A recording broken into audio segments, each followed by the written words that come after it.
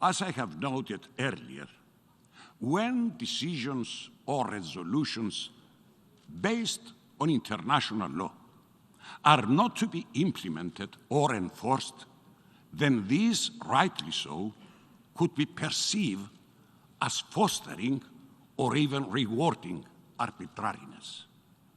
This is actually what we are witnessing today with the Cyprus problem.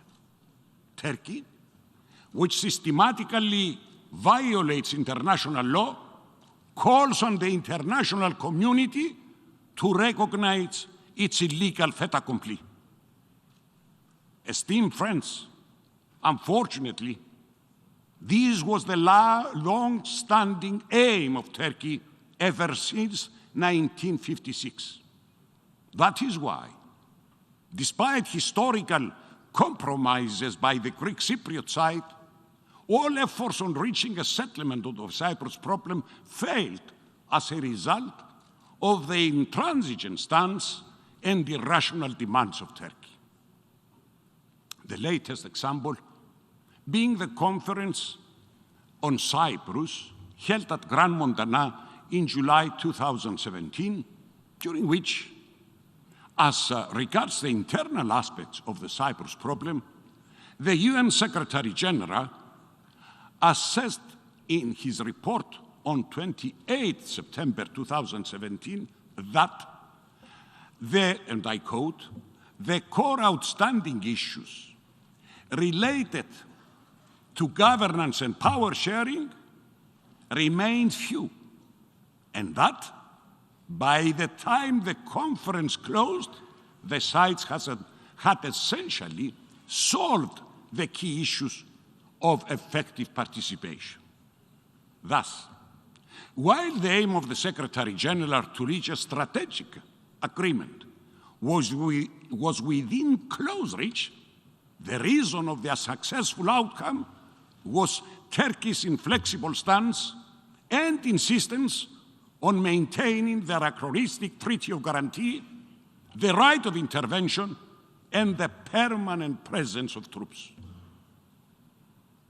And I would like, dear friends, to recall the UN Secretary General's statement of June 2017, in which he stressed that progress in this chapter of security and guarantees is an essential element in reaching an overall agreement. Following a period of stalemate, and despite our disappointment, we undertook new initiative to resume the process from where it was let off at Grand Montana, culminating to the joint understanding reached with the UN Secretary General and the then Turkish Cypriot leader on November 25th, 2019, which reaffirmed the principles for the resumption of a new round of talks, namely the joint declaration of 11 February 2014, the prior convergences, and the six-point framework the UN Secretary General presents at Grand Montana. Regrettably, once again, Turkey undermined the prospect of resuming the negotiating process, and instead, in the meeting held in Geneva in April 2021, they presented their position for changing the agreed basis of a settlement from a federal solution to a two-state solution. Dear friends, nonetheless, our side undertook another initiative, which also led to a new joint meeting of the leaders of the two communities with the Secretary General in September last year, during which it was agreed that the Secretary General would proceed with the appointment of an envoy in order to deliberate with both sides and all interested parties so as to reach common ground for a new peace process to resume. Excuse me. Yet again, Turkey refused to uphold the SET agreement. We also continue taking initiatives to break the impasse through a letter I had sent to the Turkish Cypriot leader in May 23 this year, by which I conveyed constructive proposals for the adoption of bold confidence building measures, of win-win confidence building measures, measures which unfortunately were immediately rejected by the Turkish Cypriot side, which submitted counter-proposals in line with their aim for a two-state solution. Based on the above mentioned, I believe that it's clear that the Greek Cypriot community has exerted and will continue to exert every possible effort for the resumption of the talks in order to reach a settlement based on the United Nations resolutions.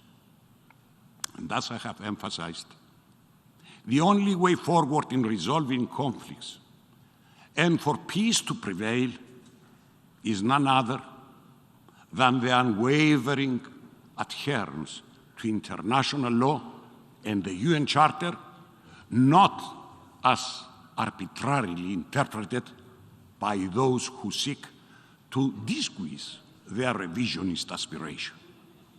Mr. President, ladies and gentlemen, during my 10-year tenure, I might not have been able to enjoy what the vast majority would have also wished: the necessary reforms of the international organization, the resolution of international conflicts, and tackling challenges that affect hundreds of millions of people, such as hunger, poverty, and climate change.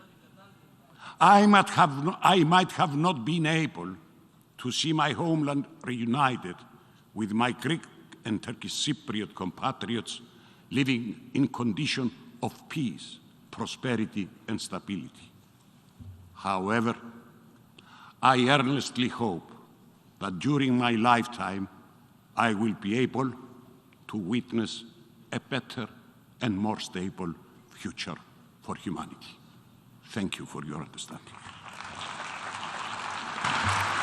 En nombre de la Asamblea, agradezco al presidente de la República de Chipre la declaración que acaba de formular y pido al protocolo que acompañe a su excelencia. La Asamblea escuchará ahora un discurso del excelentísimo señor Nikinike Furuvararu, presidente de la República de Vanuatu. Pido a protocolo que acompañe a su excelencia.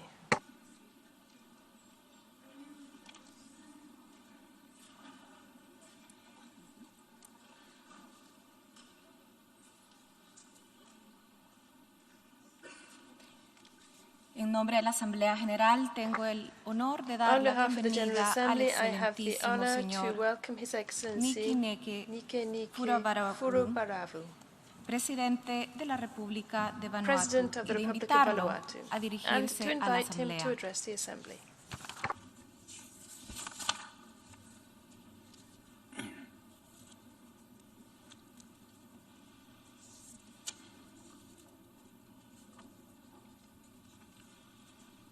Mr. President, Excellencies, distinguished guests, ladies and gentlemen. Mr. President, it is my great honor and privilege to speak for the first time as the President of the Republic of Vanuatu in this important body, the United Nations General Assembly. Let me start by congratulating His Excellency Sapa Korosi on assuming the presidency of the 77th session of the General Assembly. I assure you that during your tenure, my delegation will work closely with you to implement the agenda you set in this session. Mr. President, your vision for the United Nations 77th General Assembly is fitting to address the myriad of global issues that confront us today. I would also like to extend my sincere gratitude to His Excellency Abdullah Shahid for his stellar leadership as the President of Hope of the 76th session during an unprecedented and tumultuous year. Your inspiring work for humanity has left a strong impression here at the United Nations and around the world. Mr. President, today the world is facing a profusion of mounting challenges, many of which are inextricably linked. We are slowly recovering from the COVID-19 pandemic, but recovery is becoming ever more difficult with rising debt levels and the looming inflation caused by the supply chain disruptions and rise of prices of fuel and food resulting from the Russia-Ukraine crisis. These challenges pose a major risk of global recessions and add to the rising humanitarian crisis that we have already faced with. As we gathered here, more families around the world are finding it extremely difficult to put food on the table, pay their bills and rent, and to meet the basic necessities. These hardships can be avoided by deploying smarter diplomacy and appropriate macroeconomic policies. These challenges are more harder compounded by an existential climate crisis that is already devastating our economies and our ecosystems. Over the past years, we have witnessed record heat, wildfires, severe hurricanes, coral bleaching, rising sea levels, prolonged droughts, and record floodings. The global challenge that we are facing impacts the poor and the vulnerable the hardest. Without adequate basic social safety nets and fundamental human rights protection, their future is uncertain. Mr. President, every day we are experiencing the debilitating consequences of the climate crisis, and the world is now demanding more ambitious action on climate at every level. This emergency is of our own making, is now affecting all people, those from the poorest to the richest nations. No one is immune to the extreme weather events now ravaging our islands, cities, and states. No one can escape the rising tides. Our youth are terrified of the future world we are handing to them through expanding fossil fuel dependency, compromising intergenerational trust and equity.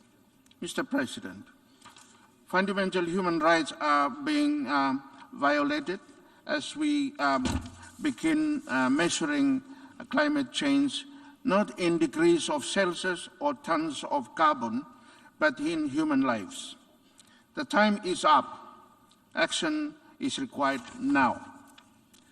And that is why the nations of the Blue Pacific continent are leading a global initiative to bring climate change to the International Court of Justice, the only principal UN organ that has not yet been given an opportunity to weigh in on the climate crisis. We believe that bringing climate change to the ICJ is a global public good and will further support the progressive development of international law. In this very whole, working in solidarity with UN member countries, we will ask the ICJ for an advisory opinion on existing obligations under international law to protect the rights of present and future generations against the adverse impacts of climate change. We believe that legal clarity from the world's highest court will help to spur even greater climate action and strengthen the Paris Agreement. We believe in the norms and rule of international law, and we firmly believe that our existing international laws and conventions already contain critical protections for human rights and for the environment. Taking climate change to the ICJ via the General Assembly is not a silver bullet for increasing climate action, but only one tool to get us closer to the end goal for a safe planet for humanity. The leader of the Pacific Islands community to continue to demonstrate higher levels of climate ambition and collective action. That is why, beyond the ICJ, we are supporting several other tools to battle the existential threat of climate change. We call on states to join the group of nations proposing to include the crime of ecocide in the Rome Statutes. Acting with knowledge of severe and widespread or long-term damage to the environment can no longer be tolerated. The future of tomorrow, we are the guardians of that future. I acknowledge, congratulate, and commend the work of the Commission of the Small Islands States led by Antigua and Barbuda, Tuvalu and Palau to bring the issue of climate change as it relates to the law of the sea to the International Tribunal of the Law of the Sea. We call for the development of a fossil fuel non-proliferation treaty to phase down coal, oil, and gas production in line with 1.5 degrees Celsius and enable a global just transition for every worker, community, and nation with fossil fuel dependence. It is critical that states must revise and enhance their nationally determined contributions to the Paris Agreement, as Vanuatu has completed last month, as we agreed in the Glasgow Pact at COP26. As you see, we are leaving no stones unturned as we seek solution to this climate crisis. And I particularly call on member states to support Vanuatu and our global coalition as we bring an ICJ climate change resolution before the General Assembly this season. Mr. President, the nuclear risk still remains and presents an existential threat for human species and all forms of life that inhabits the Earth. The nuclear risk is becoming even greater given the Ukraine-Russia war and the intense geopolitical tensions rapidly evolving before us. The lack of consensus on the recent non-proliferation treaty review makes it difficult to achieve nuclear disarmament.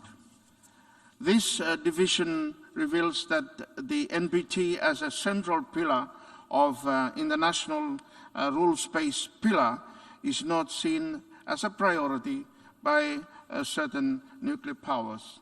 This is a major cause of concern for our planet.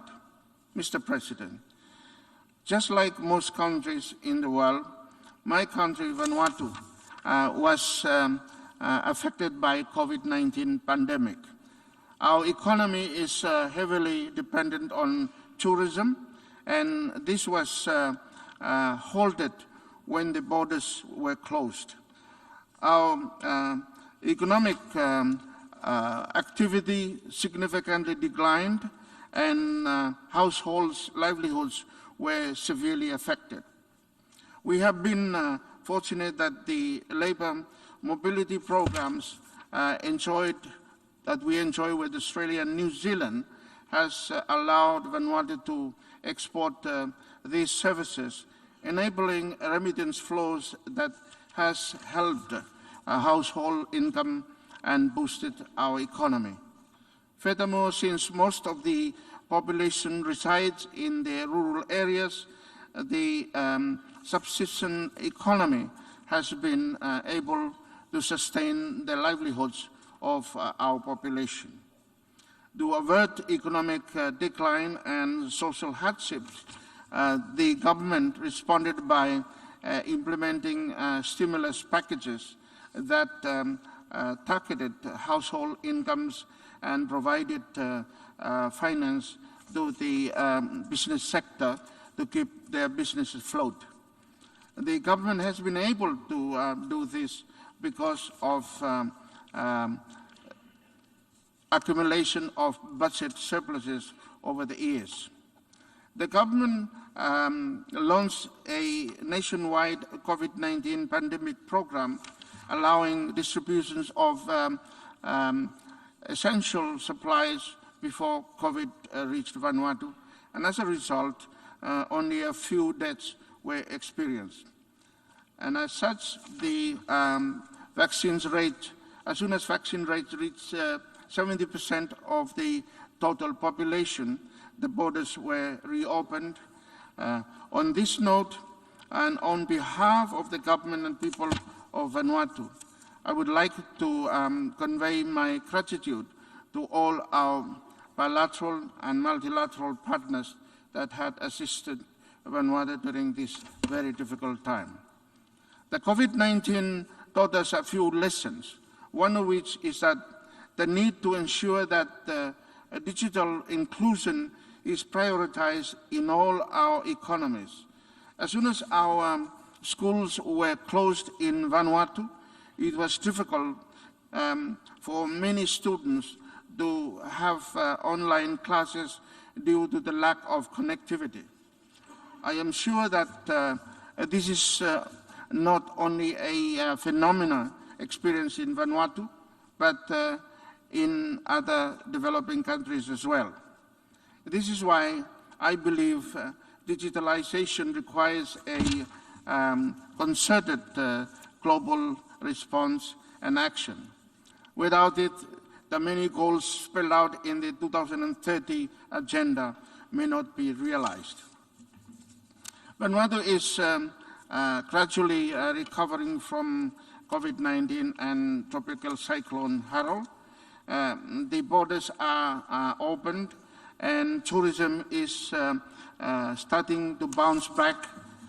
As it stands, we are poised for economic growth of 3% in 2022. This recovery, however, is undermined by the inflationary pressures posed by by rising prices of fuel and food. This recovery is also threatened by climate change and severe weather patterns as Vanuatu is about to enter into the cyclone season. For Vanuatu, Category 5 cyclones are becoming a new norm. Mr. President, Vanuatu's fragile economic recovery is a story that I am sure is not only unique to Vanuatu, but one that is familiar to most small island developing states, SEATs, and other developing countries. Our economic recovery would require not only the domestic policies that will spur growth and build resilience, but which would also require complementary bilateral support measures. One way to do this is to ensure that SIDS can have access to concessional financing. As we all know, the current international financial architecture and the criterion for concessional criterion for is inconsistent with current economic realities the SIDS are facing. However, I am delighted to see that the Alliance of Small Island States are working with other United Nations members to craft a multi-dimensional vulnerability index with a view to access concessional financing. I join other leaders on calling on all UN members and in particular the development partners to support this very important initiative. Mr. President, our large blue ocean space has and will continue to present more complex issues that will affect the way we manage our people's livelihood. The 2050 strategy of the Blue Pacific continent sets out our region's long-term vision and aspirations, our North Star and guide to sustain a healthy, wealthy, and prosperous future for our generations to come. At this juncture, one issue that remains gradually complex since the birth of our nation is the unjustifiable and continuous colonial claim over our traditional sovereign waters.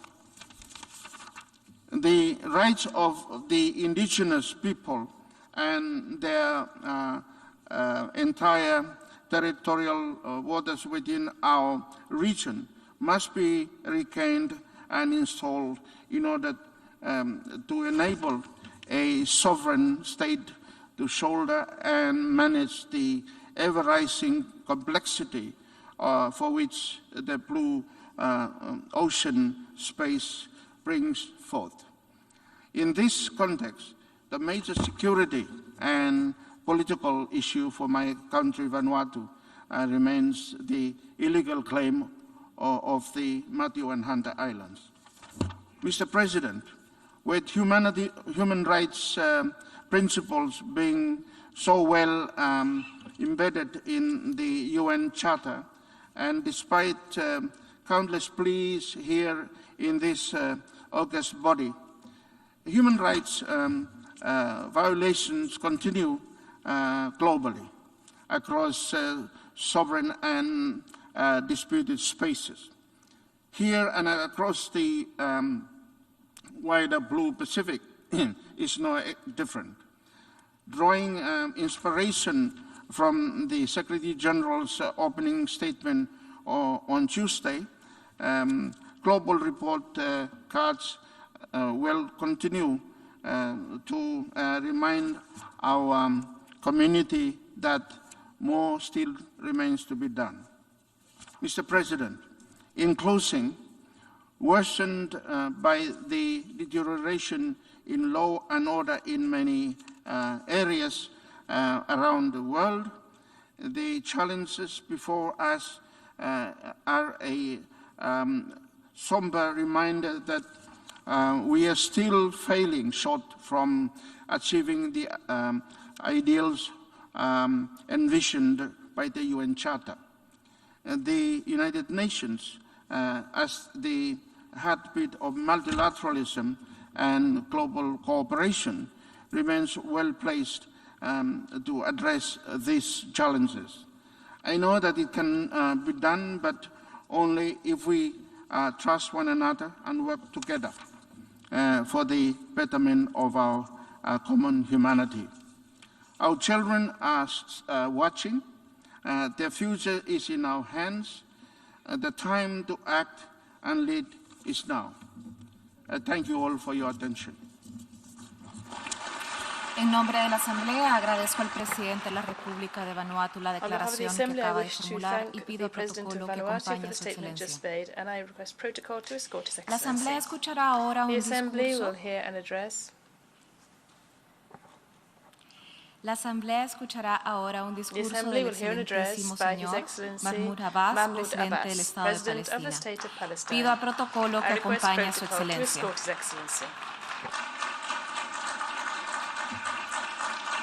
En nombre de la Asamblea General, tengo el honor de dar la bienvenida al excelentísimo señor Mahmoud Abbas, presidente del Estado de Palestina, y de invitarlo a dirigirse a la Asamblea.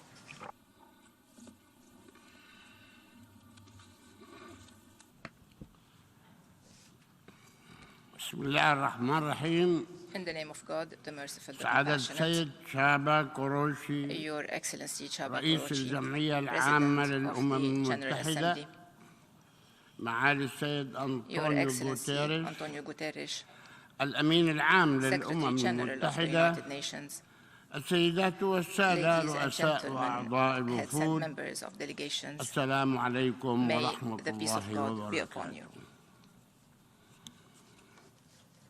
أتحدث إليكم I am باسم addressing أكثر you من today 14 on behalf of مليون more إنسان than 14 فلسطيني million Palestinians عاش آباؤهم whose fathers and وأجدادهم ancestors مأساة النكبة have lived the منذ tragic 74 عاما 74 ولا زالوا 74 years يعيشون ago, آثار and هذه they are still النكبة living the spillovers of التي this هي Nakba, وصمة عار في which- جبين الإنسانية وبالذات في جبين which is أولئك a الذين humiliation for تآمروا the whole humanity, and especially وخططوا for those who ونفذوا have conspired, هذه planned, الجريمة and executed البشعة. this heinous crime. كما وأن أكثر من 5 More than ملايين 5 فلسطيني million Palestinians لا زالوا يقبعون تحت have الاحتلال been living العسكري under the الإسرائيلي Israeli military منذ occupation 54 for عاما. more than 54 years. وأقول لكم اليوم And I would like to باسم tell you today, الفلسطينيين on behalf of the الذين Palestinians, أفتخر بأنني واحد I am منهم proud to belong to, أن ثقتنا بتحقيق سلام our trust in قائم the على possibility العدل of والقانون achieving a peace الدولي based on justice مع and الأسف international law آخذة is بالتراجع. unfortunately regressing بسبب السياسات because of the الاحتلالية Israeli الإسرائيلية. occupation policies. فهل تريدون أيها السيدات Do you والسادة want, ladies and أن gentlemen, يقتل to ما smother تبقى من whatever أمل في hope we still نفوسنا؟ have? لقد بات واضحا أيها السيدات It is والسادة clear, ladies and gentlemen, أن إسرائيل التي that تتنكر لقرارات Israel, which الشرعية is ignoring الدولية the قررت resolutions of the ألا international تكون legitimacy, شريكا has لنا في decided عملية not to be السلام. our partner in the peace process. فهي التي دمرت اتفاق It has أوسلو undermined the Oslo Accords, التي وقعتها which مع it منظمة had signed التحرير with the الفلسطينية، وهي التي سعت it وتسعى has and بسياساتها still is الراهنة through its current وعن سبق policies, إصرار which وتصميم are premeditated إلى and تدمير deliberate, حل الدولتين، destroying the two-state وهو solution. ما يثبت بالدليل This القاطع proves unequivocally أنها لا تؤمن that بالسلام، Israel does not believe in بل peace. بسيادة فرض It الأمر believes الواقع in بالقوة imposing الغاشمة a status quo والعدوان. by force and by aggression. وبالتالي لم يعد هناك Therefore, شريك We do not إسرائيلي have an يمكن Israeli partner الحديث anymore معه، to whom we can talk. وهي بذلك Israel تنهي is العلاقة thus ending التعاقدية its contractual relation with us. وتجعل العلاقة بين دولة And it فلسطين is making the وإسرائيل relationship between علاقة the بين state of احتلال Palestine and Israel a relationship محتل. between an occupying state and an occupied وليس غير people. ذلك. Nothing more. وسوف لن نتعامل أيضا Therefore, نحن We will مع only إسرائيل deal إلا with على Israel هذا as such. الأساس، And we call upon the international community to deal with it as such as well. Israel has chosen that itself. We did not make that choice. Israel made that choice. Israel is launching a frantic campaign to confiscate our lands, to build settlements, to loot our resources, as if this land is empty and has no owners, exactly as it did in 1948. Israel is giving total freedom to the army and to the terrorist settlers who are killing the Palestinian people in broad daylight, looting their land and their water, burning and demolishing their homes, compelling them to pay for the demolition, or forcing them to destroy their homes with their own hands and uproot their trees. All this with an official protection. Can you imagine what is happening? Israel is telling the Palestinian people, either you demolish your house or I will demolish it myself. But demolish it yourself with your own hands, it's better, because if I demolish it, you will have to pay the cost of the demolishing. Have you ever heard about this? Can you imagine what is happening? This is what is taking place. I have to demolish my house, or they demolish my house and they make me pay for it.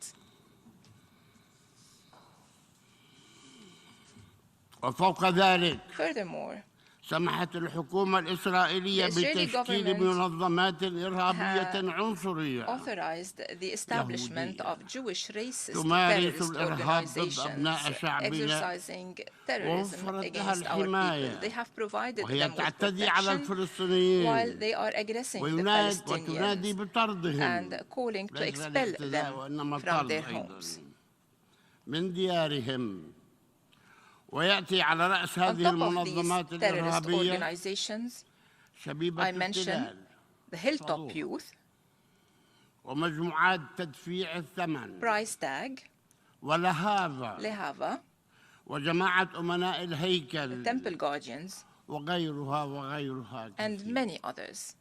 ويقود مثل هذه المنظمات الإرهابية organizations are being led by members of the Israeli Knesset, من أبناء الشرعية الإسرائيلية, by members of the Israeli وفي هذا legitimacy. السياق And in this context, فإننا نطالب we call upon المجتمع الدولي وضع هذه المنظمات الإرهابية to list these terrorist organizations on the international terrorism lists. لا محل لهم إلا هذا. This is the only place they إن deserve. إسرائيل لم تبقي لنا Israel شيئا من did الأرض not leave us لنقيم any land دولتنا on which we المستقلة can في establish ظل our هجمتها independent الاستيطانية state المسعورة. in the frame of its فأين frantic سيعيش settlement شعبنا؟ expansion. Where will our people بحرية live in وكرامة. freedom and dignity? أين سنقيم Where دولتنا can we المستقلة build our independent state لنعيش بسلام that مع will live جيراننا؟ in peace with its نريد أن نعيش neighbors? We بسلام want to معهم. live in peace with them, معهم with them, مع إسرائيل. with Israel. أين سنقيم دولتنا Where will المستقلة we لنعيش establish our بسلام independent معهم؟ state to live in peace حيث with أصبح them? المستوطنون مع The الأسف الشديد settlements يشكلون unfortunately حوالي constitute 750,000 751,000 ما يشكل 25% or 25% من مجمل السكان. of the total population, 25% في الضفة 25% الغربية in the الأرض West Bank, الفلسطينية التي the تبقت Palestinian لنا من land قرار which التقسيم. remains for us. وتقتل إسرائيل أبناء Israel شعبنا is بدون killing حساب our people with كما impunity, فعلت مع الصحفية as it الفلسطينية did with شيرين the أبو Palestinian عاقلة. journalist Shireen Abu Akleh. كلكم سمعتم You have بالصحفية all شيرين heard أبو عاقلة of Shireen Abu Akleh. التي قتلت She برصاص was قناص. killed with the bullets القناص يعني of a قاصد أن sniper, يقتلها. means that the sniper deliberately اعترفت killed her, إسرائيل and بأن Israel القناص recognized نعم that the اعترف sniper قتلها. recognized that he did kill her. And besides her Palestinian nationality, she also has the American nationality. And I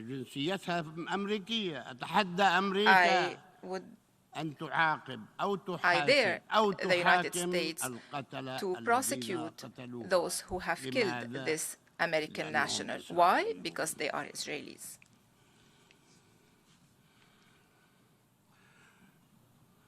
كما تعتدي إسرائيل على الأماكن الدينية المقدسة المسيحية والإسلامية خاصة في القدس عاصمتنا الأبدية وجرة هنا نود التأكيد على تمسكنا بالوصاية الهاشمية على هذه المقدسات.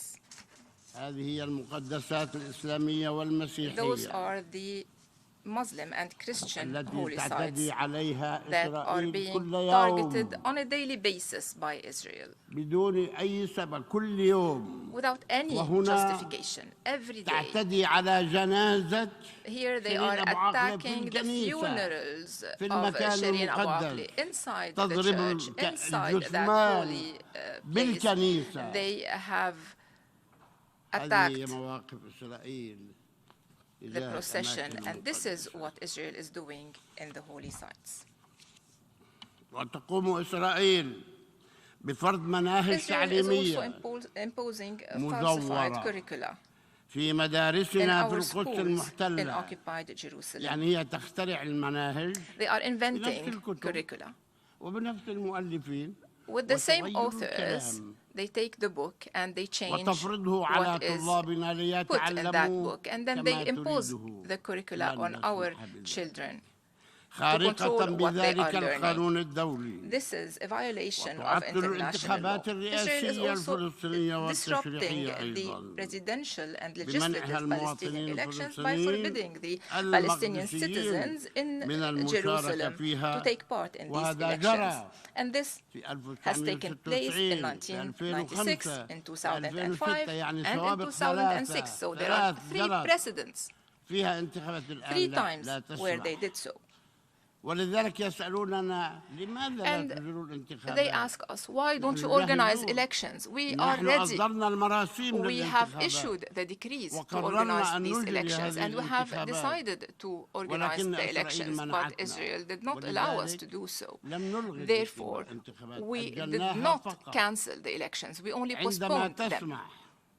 When Israel allows, or when some tell her that she can allow, or when some order Israel that they can allow for these elections to take place, then we will organize them.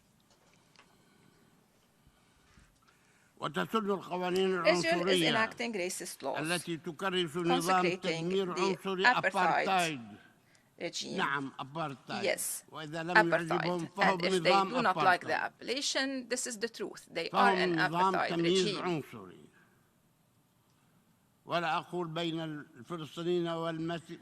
Not only between Palestinians and Jews. They are doing so against our people before the eyes of the international community with total impunity. Why isn't Israel being held accountable for violating international law? Who is protecting Israel from being held accountable? I have no idea. Do you know? Do you know who is protecting Israel from being held accountable? The United Nations. And on top of the United Nations, the most powerful in the United Nations. Why these double standards? Why don't they treat us equally with the others? Why these double standards when it comes to Israel? عن الانتهاك المتكرر لأرضنا وقيامها مؤخرا بإغلاق مقرات 6 منظمات حقوقية فلسطينية. منظمات حقوقية.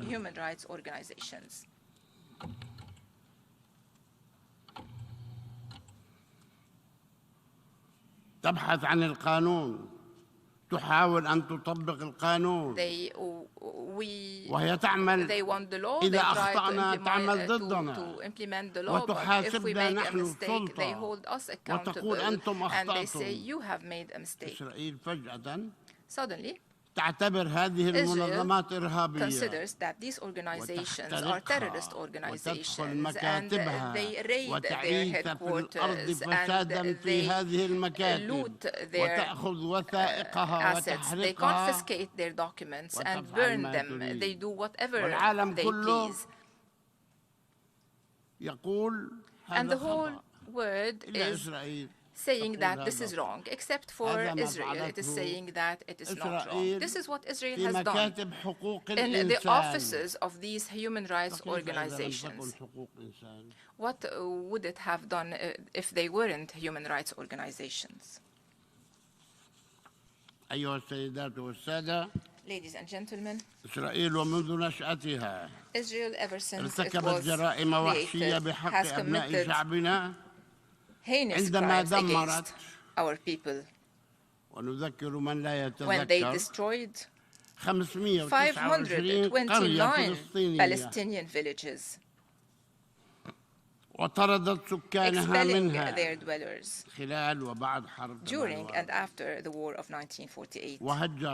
They have displaced a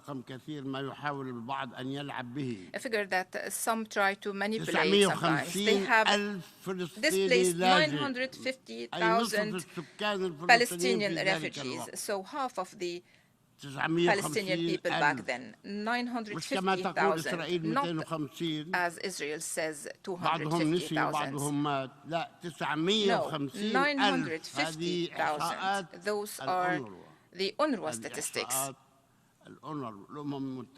So the UN statistics. And of course now they account for millions.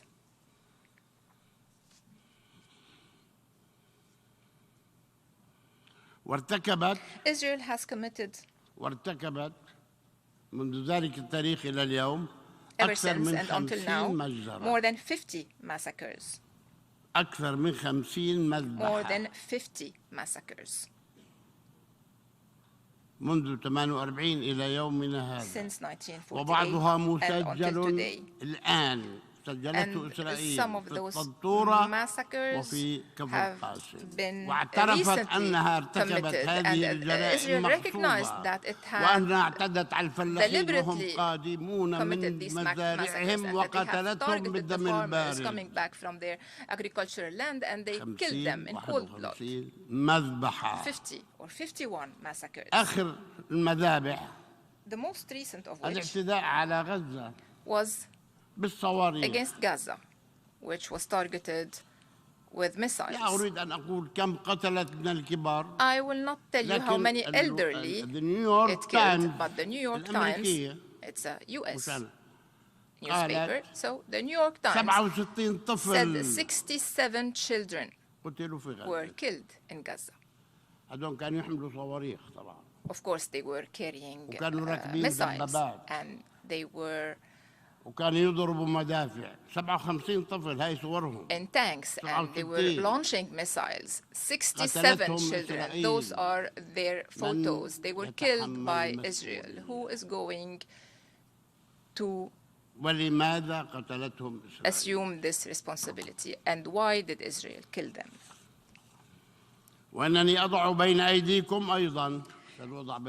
And I would like to give you lists of these villages that were destroyed, of these massacres that were perpetrated, and I would like to ask Israel from this rostrum to recognize its responsibility for destroying these villages, committing these massacres, and displacing the Palestinian citizens, and to apologize to the Palestinian people. After all this killing, they have to apologize. We call them to bear the legal, political, moral, and material responsibility.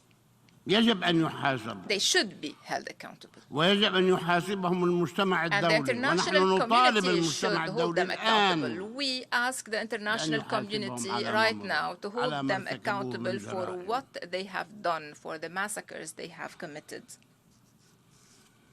وسوف نذهب للمحكمة الجنائية. And we will go to the International Criminal Court, yes. وكل محاكم العالم. And to all لكن أولها the المحكمة courts of the الجنائية. world.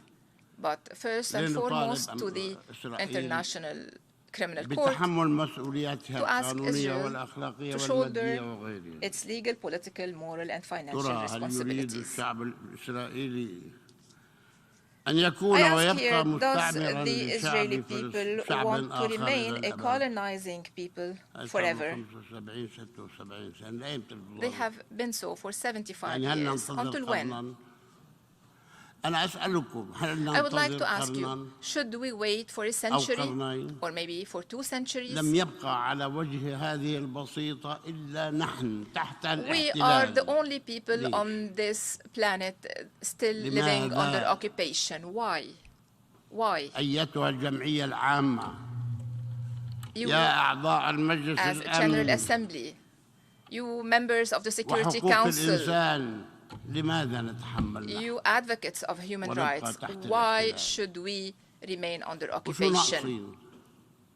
What are we يشدون still يعلمونا waiting for? What are the شو Israelis ناقصين going to حتى teach us? يحتلونا ويعلمونا؟ Why should they أم be يقتلونا occupying us, ويذبحونا ويحصلوا teach أرضاً us, or ويمتصوا kill us, خيراتنا؟ or confiscate our land, المطر loot اللي our بينزل resources? عنا Even the rain which falls on us بياخدوه هم is بيمتصوا being بيبيعونا إياه. taken by them and then they هم sell it back to بياخدوه us. عنا. They take نعم، our بينزل rain هم بياخدوه and then they sell وبيبيعونا it إياه. back to us.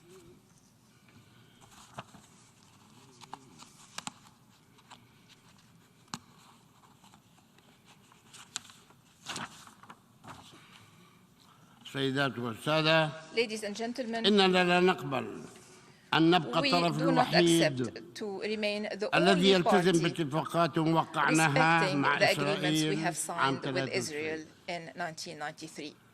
اتفاقات لم تعد Those قائمة agreements على are أرض not الواقع valid anymore بسبب خرق because of the إسرائيل المستمر لها. persisting violations of ورغم Israel. مطالبتنا لها بإنهاء And احتلالها ووقف although we have asked إجراءاتها Israel to end its وسياساتها occupation العدوانية and its hostile وكذلك measures وقف and كل policies الأعمال and all the الأحادية unilateral actions التي وردت that were نصا في stated أوسلو explicitly in the Oslo Accords, وقالها الرئيس and which لي شخصيا رئيس بايدن. President Biden mentioned الأعمال to me الأحادية in يجب أن person. تتوقف. He said that unilateral اتفاق actions أوسلو should يقول be يجب أن ended, تتوقف وإسرائيل and أول من Israel نقض هذا was the first وتقوم بكل to الأعمال violate this, الأحادية and it is ونحن لا نقوم بأي taking عمل all واحد unilateral actions while we haven't taken ولا any نريد أن unilateral نقوم. action, and we do ولا not نريد أن want to do نخترق that, and we القوانين do not want to لكن إلى violate متى laws. But سنبقى until نحن when? Until when ملتزمين we will وحدنا respect بهذه and be the only ones respecting these وبذلك فقد agreements. أصبح من حقنا Therefore, it is our right, بل لزاما علينا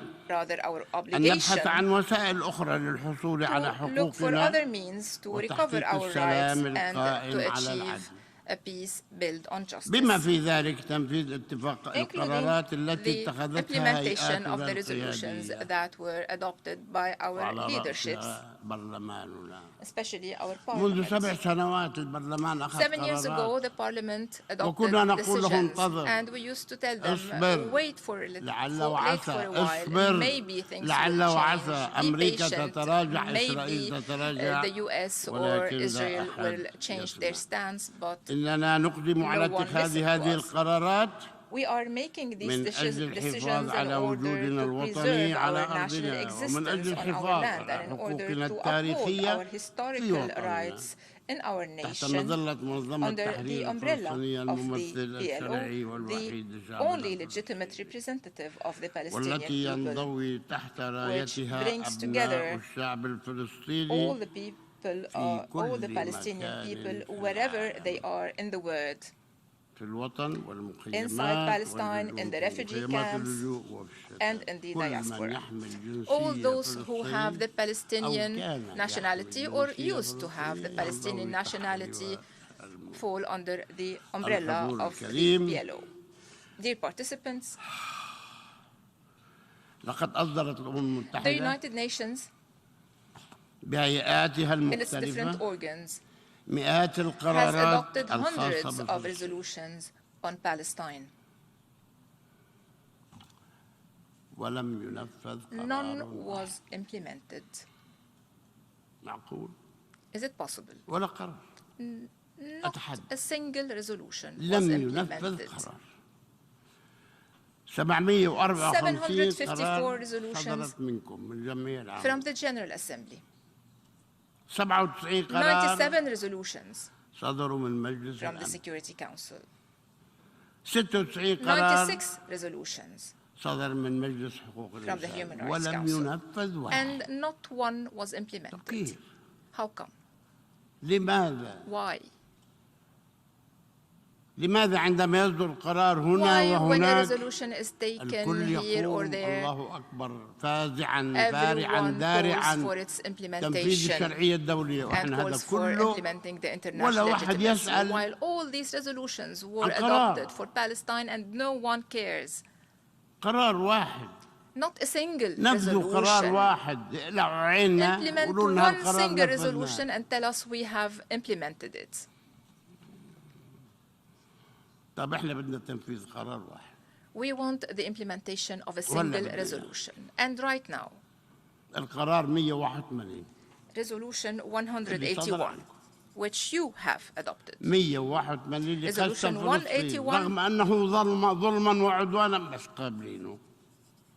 is the 181 resolution that we want بدنا تنفذوا to لنا be اياه implemented. We want you to implement Resolution 181. ومعه And with it, قرار ثاني ليش؟ another resolution. اللي هو Why? 194 لأن هدول Resolution القرارين 194, الاثنين because those two resolutions هما الشرطان are لقبول إسرائيل preconditions عضوا في الأمم to المتحدة. accept Israel as member of the United وتقدم Nations. موشي شاريت في And Moshe ذلك Sharet, الوقت back then, وزير خارجية إسرائيل the وقد أتعهد foreign minister of Israel, بتنفيذهما said فقبلت that إسرائيل he عضوا في الأمم pledges to المتحدة. implement these two الآن resolutions, and therefore Israel was لم accepted ينفذ as لا member هذا of the ولا UN. ذاك. But until now, neither resolutions التنفيذ. was implemented. I want the resolution 181 to be قرار واحد. implemented.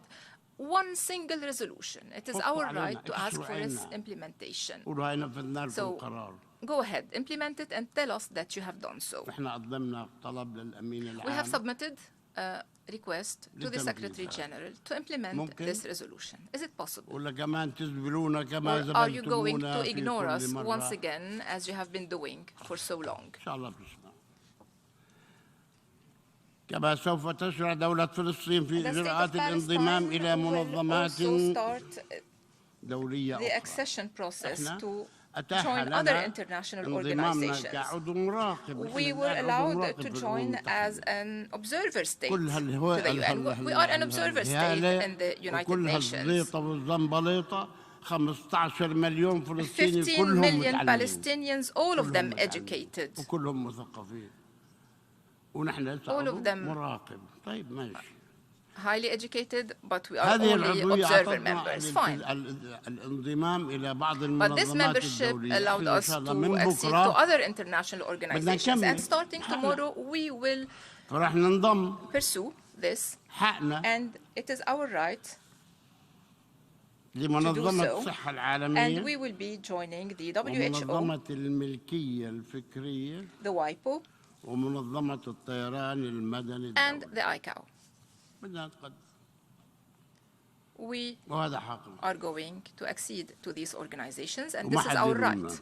And no one can لقد blame us. اعتمد مجلس الأمن The قرارات Security Council واضحة has adopted يحقق clear تنفيذها resolutions, the implementation of which السلام العادل will والشامل achieve a just and وآخرها comprehensive peace, القرار the 233. most recent of which was Resolution والله أخذ 2334.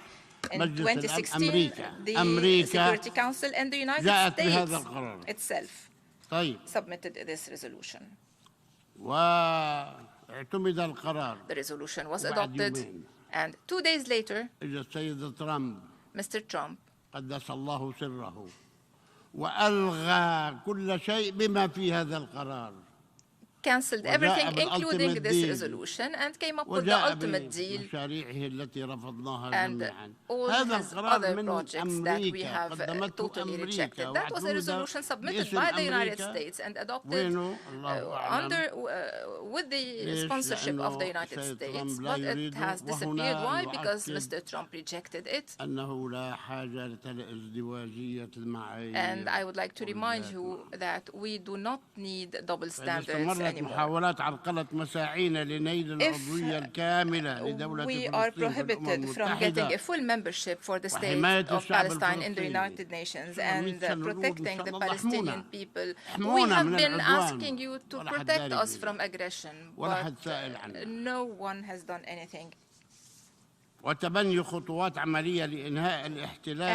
if no practical measures are taken to end occupation and achieve peace, we will have to resort once again to the General Assembly and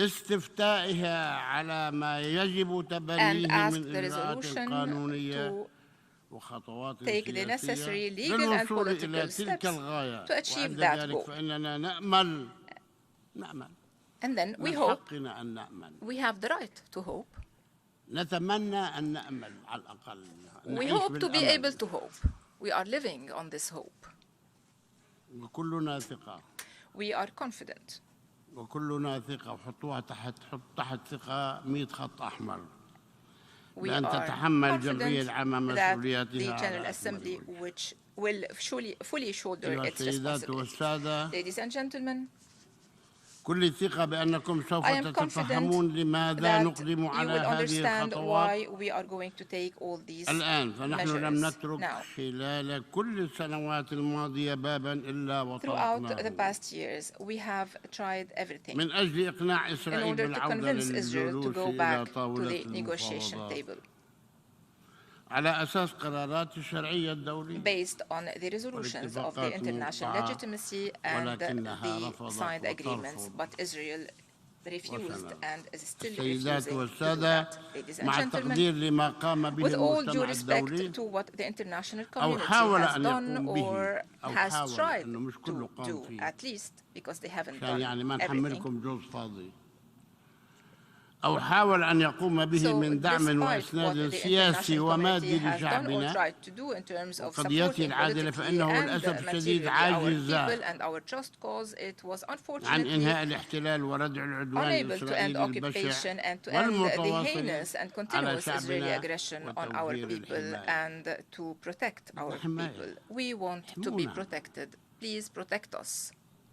احمونا. لن نلجأ للسلاح. We will not resort to weapons. We will not resort to violence, I promise you. We will not resort to terrorism. We will fight terrorism with you, hand in hand. But protect us from violence, like you are doing for the other peoples of the world. Today, the occupying state is acting as a state above the law. Why?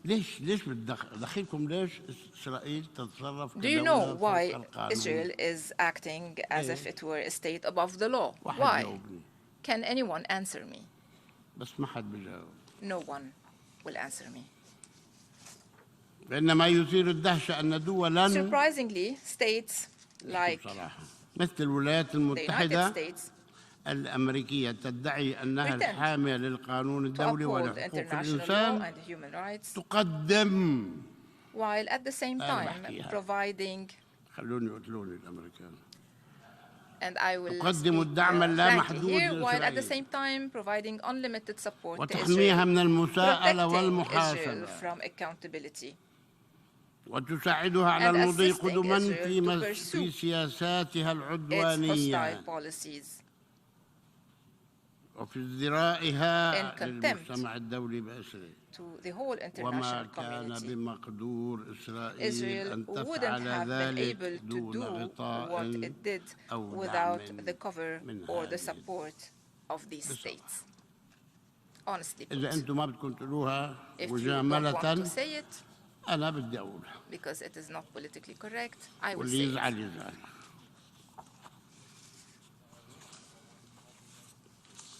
إن بعض هذه الدول some of these كانت states شريكة في were الأساس partners في at the إصدار very beginning القرارات التي in تسببت adopting في the نكبة الشعب decisions الفلسطيني. that led to the Nakba of the Palestinian people, بلفور المشهور. the famous Balfour تتذكروا Declaration. بلفور؟ Do you remember the Balfour Declaration? طبعا ما بتتذكروا لأنه إحنا Of course الوحيدين you اللي do not remember معانا. it because we are the only ones بعد suffering صك its الانتداب اللي consequences. دخل في وعد And after بلفور the Balfour Declaration, the mandate وواصلت الإجحاف بحقوق الشعب الفلسطيني عندما رفضت إلزام إسرائيل بإنهاء احتلالها وعدوانها واحترام قرارات when they الشرعية refused to الدولية. compel Israel to end its occupation and ولذلك aggression and فإنها respect the decisions تتحمل of the international legitimacy. المسؤولية Therefore, مع these إسرائيل عن states محنة الشعب bear, along with الفلسطيني. Israel, the responsibility for the plight وبناء of the عليه Palestinian people. وبناء عليه بدناش Therefore, يكون كلام كله في الهواء. نطالب كل من we ask بريطانيا the United Kingdom, وأمريكا the United وإسرائيل. States, and Israel, ثلاث. the three of them. وهذا رسمي. And نطالب this is رسمي. official. إن شاء This الله is an بتلبون. official request. بالاعتراف We ask them بمسؤوليتها to عن recognize هذا their الجرم الكبير responsibility الذي for ارتكب بحق this major شعبنا crime that was committed والاعتذار. against our people and وجبر to الضرر. apologize. We ask for a remedy and redress وتقديم and التعويضات for للشعب compensation to the الفلسطيني Palestinian people, التي يقررها compensations القانون that الدولي. شو بتقرر؟ would be decided by the international law. وبدنا Whatever اعتراف. you decide, we will accept it. We want بالظلم recognition اللي of the أصابنا. injustice. سووها إن شاء الله. And do you think this will take place? No. ومما يحزننا أيها السيدات والسادة أن الولايات Sad enough, المتحدة ladies and الأمريكية gentlemen, the وعددا من United الدول States and several الأوروبية European states كمان أحبائنا أوروبيين التي تنادي which are بالتمسك calling بحل for the two-state الدولتين solution وتعترف بدولة إسرائيل. and recognize the state of Israel. الدولتين نحن مع They say الدولتين. that we want the two-state solution, we support the وين؟ two-state solution, we recognize وين the هي؟ state of Israel, fine, but where is the other state? لا هاي لازم لا لازم. Well, no, وهي that other موجودة. state, the other state exists, it is there. اعترفي حتى تمشي الأمور. Recognize حتى it for الكلام. things to proceed, for peace. لم تعترف to be بدولة upheld. فلسطين حتى الآن These وتهدد states did not باستخدام recognize الفيتو the state of أمام Palestine so سعينا far, and they لمشروع threatened نيل to use the العضوية veto الكاملة في right if we المنظمة try الدولية. to ask for a إذا full جينا membership ناخذ in the العضوية international الكاملة organization. قالوا If we لنا ask, نستعمل الفيتو. or when we ask for the full membership, they threaten us to use the veto right. حاكمك ظالمك تشكي أمرك لمين؟ To whom تشكي can we أمرك لله. complain? To God. فلسطين الدولة المراقب فيها Palestine, the منذ 10 observer state in سنوات this organization for 10 أثبتت years now جدارتها بالعضوية has الكاملة. proved that it qualifies كلكم for تعترفوا full بهذا. membership. You بعدما all عملت have all بكل recognized this. جدية Palestine ومسؤولية have مع been بقية working دول seriously العالم and in full في اللجان والهيئات responsibility with the other المتخصصة states of the وترأست world and the different committees بنجاح and specialized وكفاءة organs, and عالية it مجموعة has chaired 77 successfully the نحن G77 and مراقب China. وترأسنا We are an المجموعة observer ونجحنا. state, and despite that واعترفت we إنه have طب chaired إيش the ناقصنا؟ group and we have succeeded والله in لا our ناقصنا words. إيد ولا إجر. So why aren't شو ناقصنا we حتى allowed نكون to دولة؟ be حتى نكون full كامل members? العضوية. What are we lacking? فما الذي يمنع هؤلاء من الاعتراف بدولة Why can't فلسطين these states recognize the وقبول state of عضويتها Palestine and الكاملة في accept الأمم its المتحدة؟ full-fledged membership in the وعليه United Nations? Therefore, نتمنى وعليه we نترجى wish, وعليه and therefore نقولكم we دخيلكم. beg, and therefore we فإننا plead, نجدد طلبنا and we لنيل reiterate هذه our العضوية. request to get this full ولماذا membership تمارس now. المعايير And we ask, why المزدوجة are you implementing بحقنا؟ double standards إحنا الحيطة against us? المائلة. إحنا الوحيدين We are في the العالم exception. We اللي are the only المعايير ones in المزدوجة the world تنطبق علينا. on whom double من standards جانب are being آخر applied. أطالب On the الأمين other hand, I العام would like للأمم to المتحدة call upon the Secretary General of the United Nations بالعمل الحثيث على to وضع work خطة دولية relentlessly لإنهاء to الاحتلال elaborate an لأرض دولة international plan to فلسطين end the occupation من of the أجل land of the تحقيق state of السلام Palestine to والأمن achieve والاستقرار في peace, المنطقة security استنادا and stability in the استنادا region لقراراتكم إلى قرارات in الشرعية line with الدولية the resolutions of the ومبادرة international السلام العربية legitimacy and مبادرة in line السلام with the Arab العربية Peace Initiative. خرقها The من Arab خرقها طيب Peace ماشي Initiative الحال has بس been موجودة violated by some, but it قرار is اسمه there, it 15 exists. The 15 resolution is طبقوا لنا يا resolution أخي 1515, so why don't we السيدات implement it? والسادة Ladies and gentlemen, السيدات والسادة نحن مش دogma إذا بنسمع كلمة خير بنقولها وبنسمع كلمة شر كمان بنقولها when we hear something positive, we acknowledge it. And yesterday, I listened to the U.S. President Joe Biden and to the Israeli Prime Minister Yair Lapid and to other world leaders. I heard them supporting the two-state solution. And we are thankful for that. This is, of course, a positive development. But the real test to the seriousness and credibility of this stance, because we have had enough resolutions and enough words. So the true test to the credibility and seriousness of this stance is for the Israeli government to go back to the negotiation table immediately, tomorrow, to implement the two-state solution in line with the resolutions of the relevant international solutions and the Arab Peace Initiative, and to end all the unilateral measures that undermine the two-state solution. You cannot negotiate with me while you are expanding the settlements and killing and demolishing. No, these unilateral actions should end, at least temporarily. You should end temporarily these acts and let us negotiate. If the negotiations fail, then you can go back to whatever you want to do. But if you want to negotiate, you have to stop these unilateral measures. The state of Palestine is looking forward to peace. Let us make this peace to live in security, stability, and prosperity for the benefit of our generations and all the people of the region. We want peace. We are fighting terrorism wherever it is, and you know perfectly well that between us and 85 states in the world, we have signed agreements to fight terrorism. No one can deny that. What more do you want? We are ready for this initiative. I would like to tell my people and the whole world that I am proud to have spent decades of my life struggling with my brethren, the leaders of the Palestinian people. Some have passed and some are still alive. من أجل الحفاظ على حقوق شعبنا البطل والشجاع الذي ضرب أروع نماذج البطولة والفداء ورغم كل المؤامرات والضغوطات التي مورست علينا وتمارس على شعبنا فقد حافظنا مهم على قرارنا الوطني المستقل. Upheld our independent national decision. قرارنا المستقل ما حد يتدخل فيه. No one can interfere in our independent national decision. No one can interfere. The decisions we take are ours, and no one can interfere. وتمسكنا بثوابتنا الوطنية. We are also attached to our national constants that are well known. ونجدد And we reiterate our rejection أي تعليمات to أو any أوامر orders or directives من أي جهة في العالم. from whoever. ولا دولة مستعدين نقبل منها No state can give us لا any كبيرة ولا directives or orders, whether big or إحنا small. المقرر بنمشي. We take or we make our own كل decisions. الإكبار لشهدائنا شهداء I would الشعب like to pay الفلسطيني tribute to the الأبرار martyrs of the الذين Palestinian أناروا people طريق who الحرية have والاستقلال lit the way بدمائهم to freedom الزكية and وسوف independence يبقى with their هؤلاء blood. رموزا They will remain symbols تذكرها to be الأجيال remembered الفلسطينية by the coming بالعرفان Palestinian والإذلال generations. جيلا بعد جيل Generation after وستبقى generation. مسؤوليتهم And we will أمانة honor في the responsibility they left us.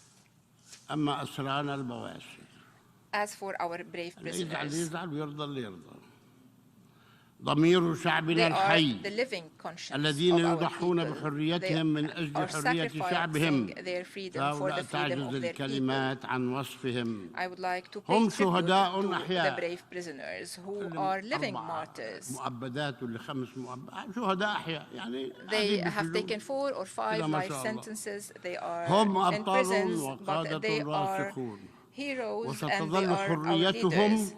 Their أمانة في freedom أعناقنا ولن نتركهم حتى ينالوا حريتهم will be ولن our fight, نترك and we will not fail them أبناءهم until they are freed. We will not وبناتهم fail their sons and their وأسرهم daughters. We will وأهليهم not fail their ونقول families لهم ولأسرانا and their relatives. I would الأطفال like to tell them and to tell our children, prisoners. Some of them are 7, 8, or 10 years old, أسير. طب شو بتسوي في هذا؟ and they are prisoners. What do we do about that? وكم جندي بيسروا طفل؟ Look at this picture. One child 30 جندي مشان يسروا and الطفل 30 هذا؟ soldiers arresting him. معقول؟ Is it وعشرات acceptable? الألوف من Tens of الأطفال thousands of في children السجون.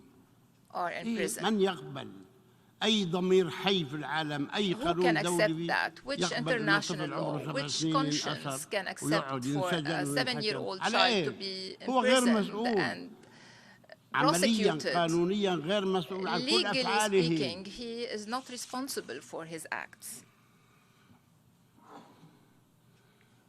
وللأسير البطل ناصر أبو And I would حميد. like to tell the hero prisoner Nasser Abu Hamid. ناصر أبو حميد Nasser Abu Hamid محكوم.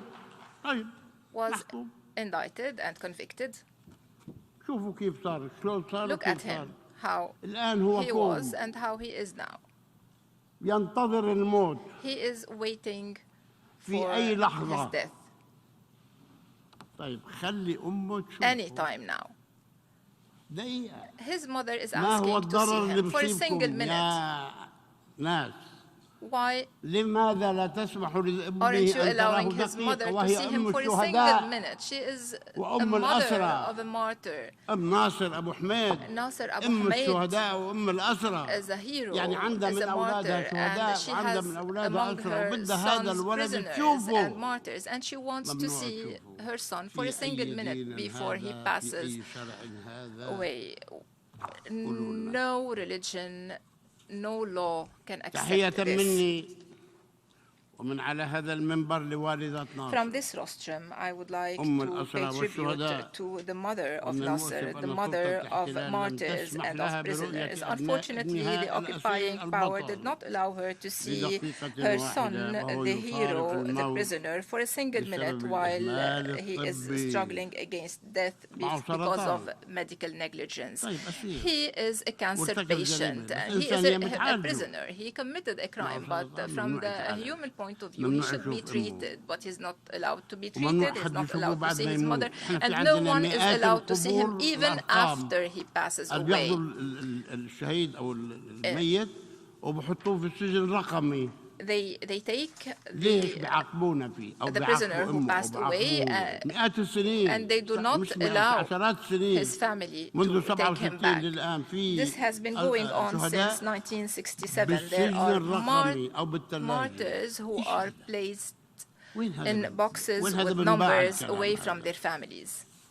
Who can accept وختاما that? أقول لكم To أيها conclude, I would السيدات like to tell you, والسادة ladies and gentlemen, وأنتم الذين تمثلون المجتمع الدولي والشرعية you as الدولية representatives of the إن international الاحتلال community and سوف ينتهي international legitimacy, that حتما occupation الآن أو will بعد حين end فتعالوا sooner or الآن later. وأنتم So الذين let us تتحملون مسؤولية now, تنفيذ you who bear the قراراتكم responsibility for the لتحقيق implementation of ذلك your من خلال resolution, السلام let العادل us achieve that in والشامل order to بدلا build من أن just a يتحقق comprehensive peace بمزيد instead of من achieving التضحية. peace with more أيها الأخوة sacrifice. انتظرنا طويلا Dear وتعبنا brothers, we have طويلا waited too long. ومراراتنا We are طويلة tired.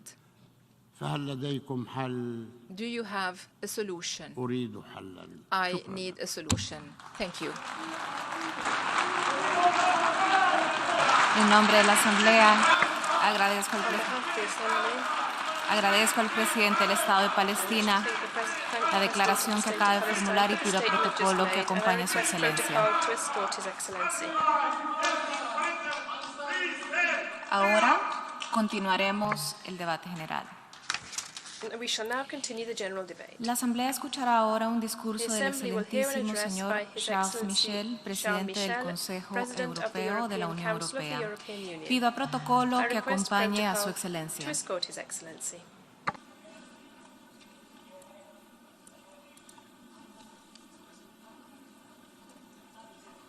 En nombre de la Asamblea General, tengo el honor de dar la bienvenida al excelentísimo señor Charles Michel, presidente del Consejo Europeo de la Unión Europea, y de invitarlo a dirigirse a la Asamblea.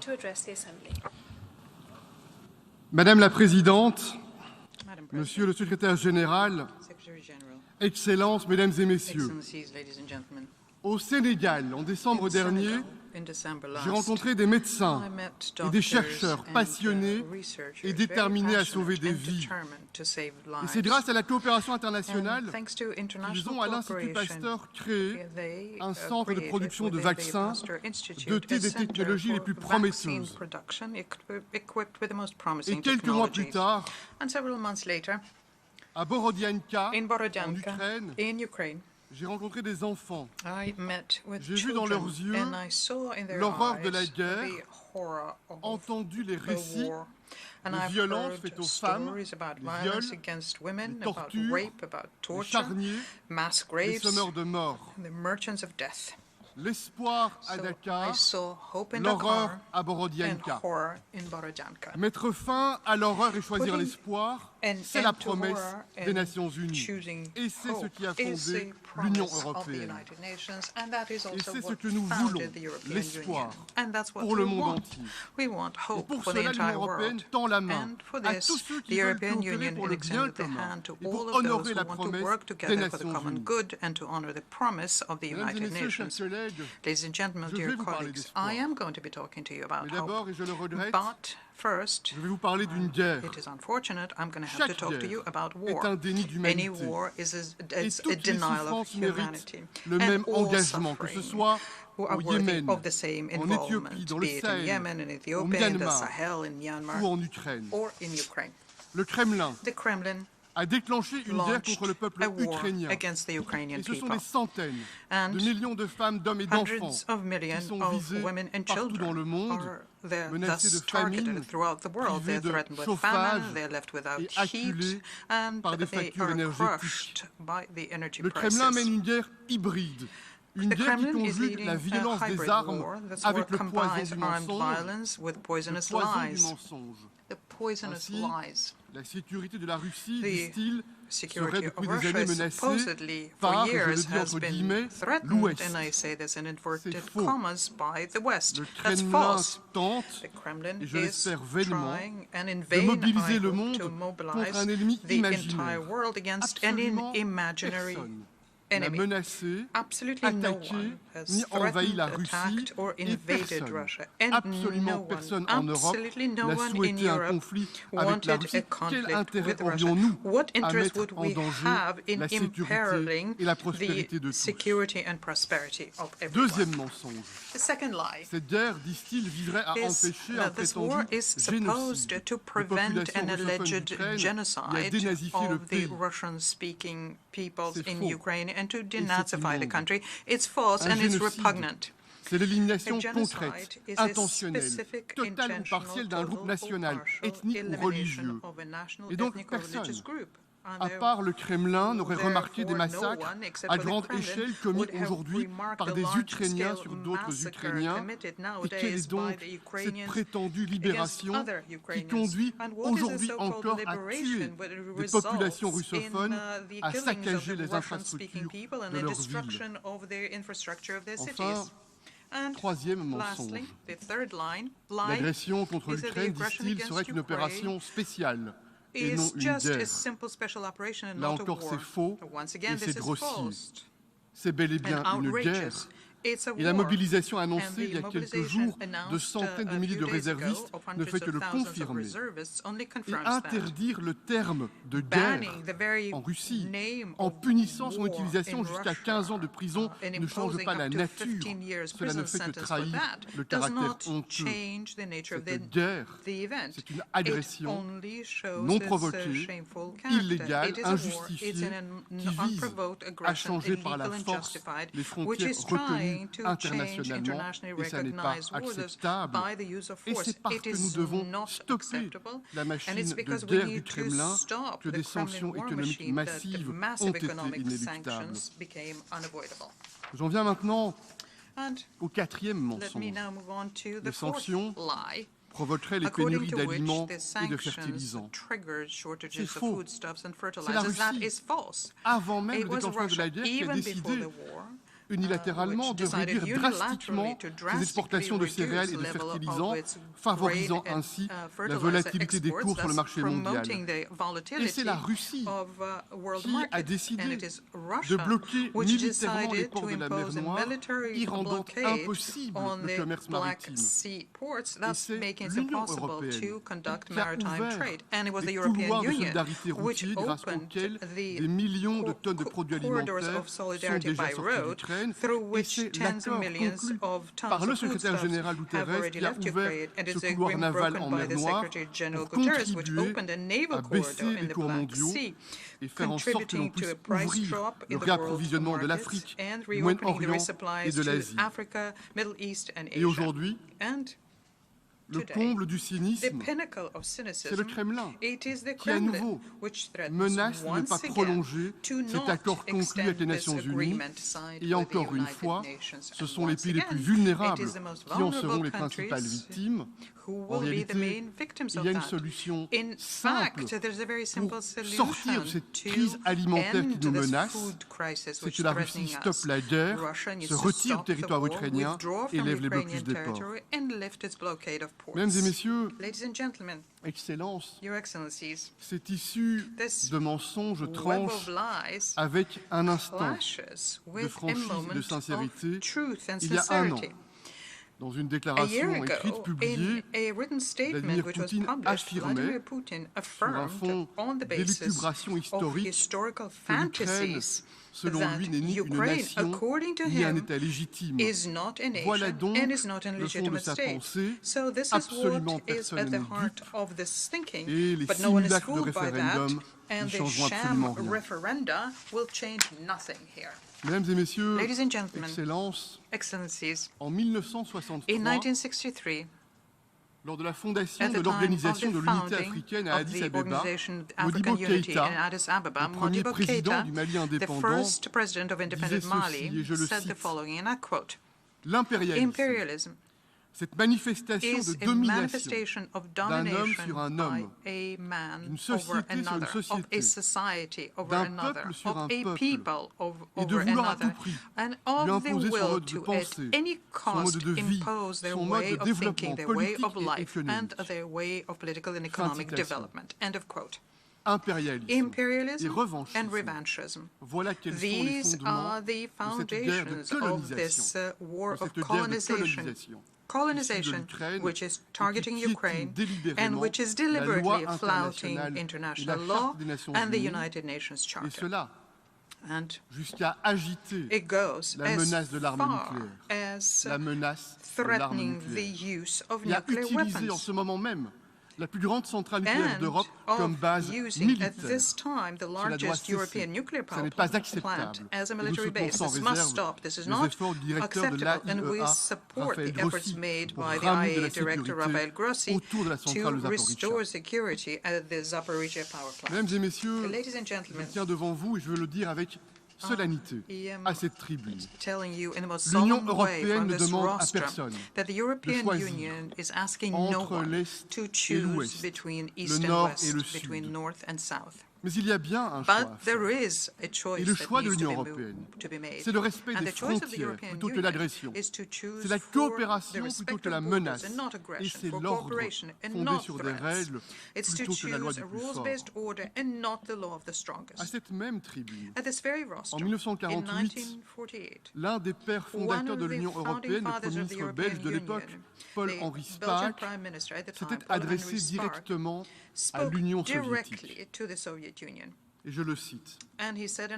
Nous avons peur parce que dans cette assemblée, vous vous êtes fait le champion de la doctrine de la souveraineté nationale absolue et nous nous demandons comment une organisation internationale pourra remplir les buts qui lui sont dévolus si cette doctrine périmée et réactionnaire triomphe.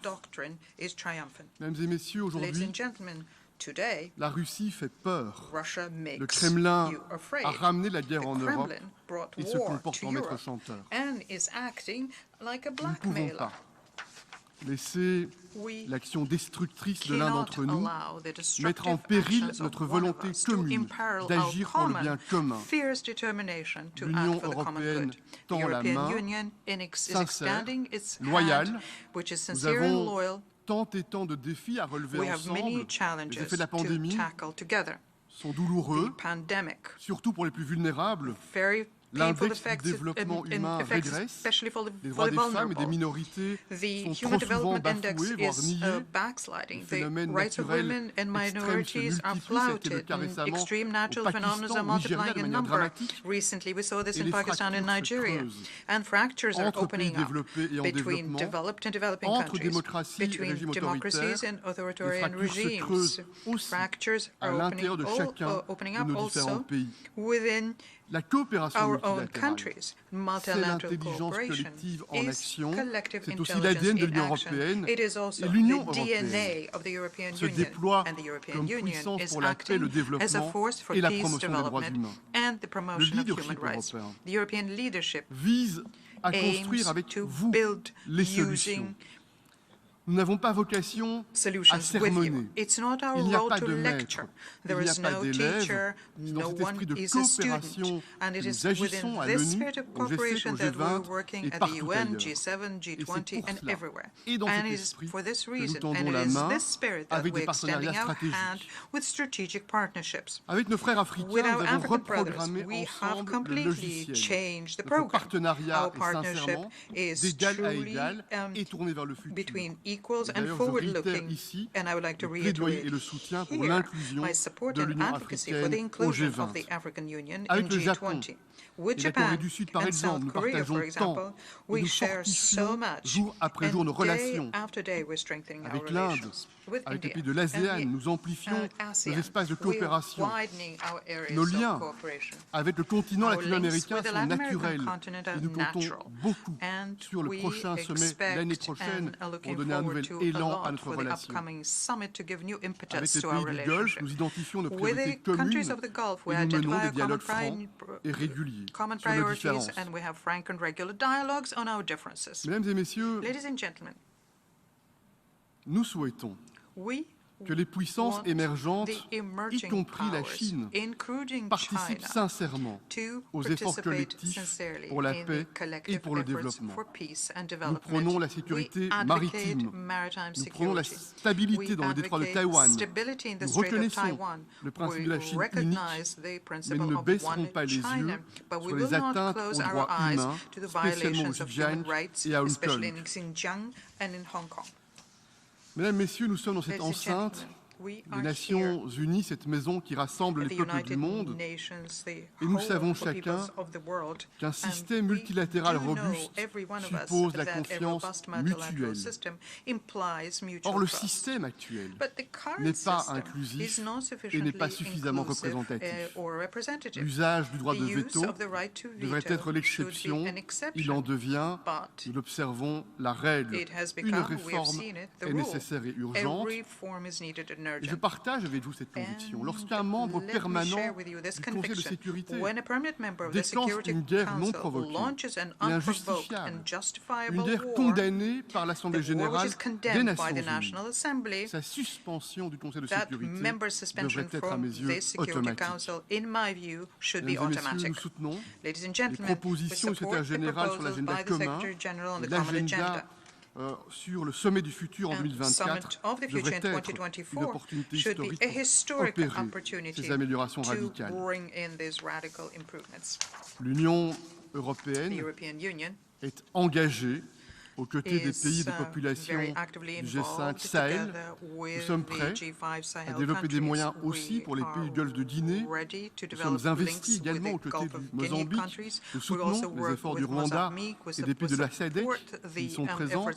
Et avec notre haut représentant pour les affaires étrangères et la sécurité, Josep Borrell, nous ne ménageons pas nos efforts pour tenter de remettre en œuvre le JCPOA sur le nucléaire iranien. L'Union européenne est aux côtés des Afghans et surtout des Afghanes et ne cesseront pas de combattre partout cet obscurantisme qui bafoue au quotidien les droits des femmes et des filles dans tous les domaines. Et au moment où je me tiens devant vous, je pense à ces femmes et ces filles en Iran qui se lèvent courageusement pour défendre leur dignité au péril de leur vie. Au Yémen se déroule une crise humanitaire grave et les Yéménites ont droit à la paix. Nous soutenons les efforts de l'envoyé spécial Grunberg pour convertir cette trêve actuelle en cessez-le-feu durable. Les accords de paix des pays arabes avec Israël constituent un progrès dans la région. Mais le peuple palestinien attend depuis trop longtemps, vainement, le moindre progrès pour son propre avenir. Le peuple palestinien ne peut pas devenir l'oublié de l'échiquier mondial. La solution à deux États, Israël et Palestine vivant dans une coexistence pacifique où la sécurité de tous doit être assurée est une priorité.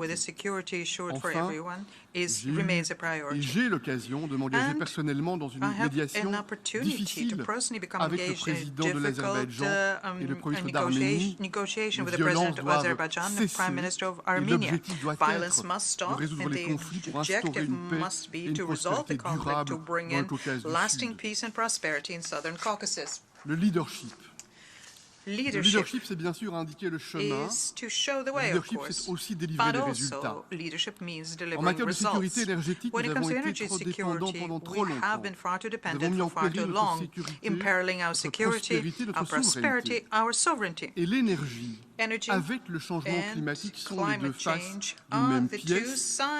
Vaincre la crise énergétique, c'est faire reculer la menace climatique, protéger notre biodiversité et nos océans, c'est garantir notre avenir. La neutralité climat est la boussole de l'Union européenne et à la COP27 à Sharm el-Sheikh, nous militerons sans réserve pour mettre en œuvre les promesses de Paris et pour aller au-delà. Nous voulons une transition juste et équitable. Aucun pays seul ne peut protéger la planète. L'Union européenne honore son engagement vis-à-vis des pays en développement et nous attendons que tous les autres pays développés suivent le même exemple. Mesdames et messieurs, près d'un cinquième de l'humanité risque de sombrer dans la pauvreté et la famine. Un cinquième de l'humanité. Et la guerre russe contre l'Ukraine a exacerbé cette crise. Des initiatives sont prises, et c'est bien, par le G7, par l'Union européenne, par l'Union africaine et par d'autres encore. L'Union européenne mobilise près de 8 milliards d'euros pour la sécurité alimentaire jusqu'en 2024. Mais nous savons, il faut faire plus de coordination, plus d'argent, plus de souveraineté aussi. Un nouveau modèle agricole plus résilient et plus équitable sont nécessaires. Plus de souveraineté alimentaire, notamment en Afrique et en Amérique latine, est indispensable. Et nous sommes prêts, là aussi, à tendre la main pour soutenir des projets durables de production de fertilisants sur ces continents, à l'instar de ce qui est fait en matière de vaccins contre le Covid. Le Covid-19 nous a ouvert les yeux sur nos forces et nos faiblesses. Des vaccins ont été produits en un temps record. Sous la direction de la directrice de l'OMC, un équilibre a pu être trouvé entre la propriété intellectuelle, l'innovation scientifique et l'accès universel à la technologie. Et cependant, nous savons que nous devons tirer pleinement les enseignements de cette pandémie qui nous a frappés douloureusement. Et c'est la raison pour laquelle le Dr Tedros et moi-même, il y a quelque temps, avons lancé l'idée d'un traité sur les pandémies pour renforcer la sécurité sanitaire mondiale. Sa négociation est en cours. Il faut conclure cette négociation. Mesdames et messieurs, je conclus. Nous le mesurons bien. Nous sommes dans un moment charnière de notre histoire humaine.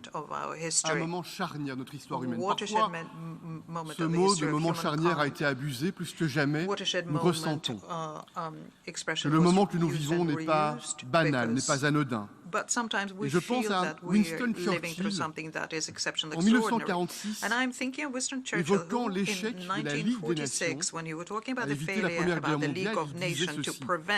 Il disait la Société des Nations n'a pas échoué à cause de ses principes ou de ses conceptions, La Société des Nations a échoué parce que ses principes ont été désertés par les États qui l'ont fait naître, parce que les gouvernements de ces États ont craint de regarder les faits en face,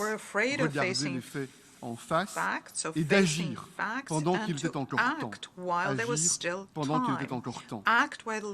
Comme l'Union européenne, les Nations unies sont un projet d'espoir fondé à la suite des horreurs de 2 guerres mondiales.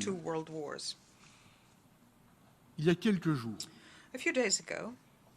ma fille de 6 ans nous a soudain confié à sa mère et à moi qu'elle a peur de la guerre. Et ça m'a glacé le sang. Aucun parent dans le monde ne peut supporter que son enfant ait peur de la guerre, et encore moins qu'il y soit confronté.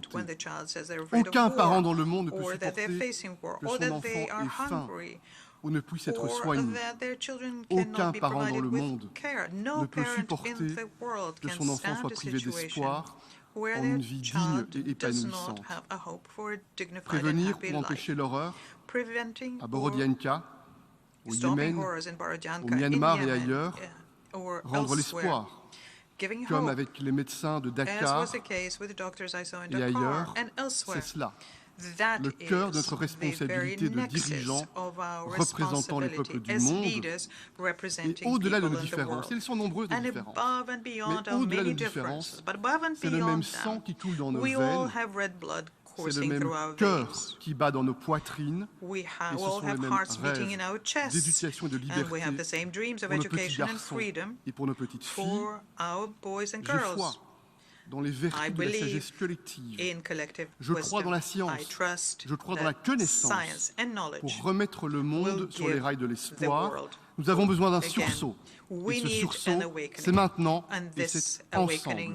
Vous pouvez compter sur l'Union européenne. Je vous remercie. En nombre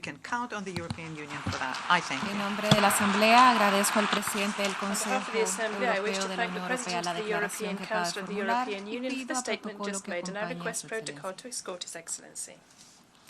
La Asamblea escuchará ahora un discurso del excelentísimo señor Josiah Borreke Bainimarama, Primer Ministro y Ministro de Asuntos Itaukei, de la Industria Azucarera, de Relaciones Exteriores y de Silvicultura de la República de Fiji. Pido a protocolo que acompañe a su excelencia.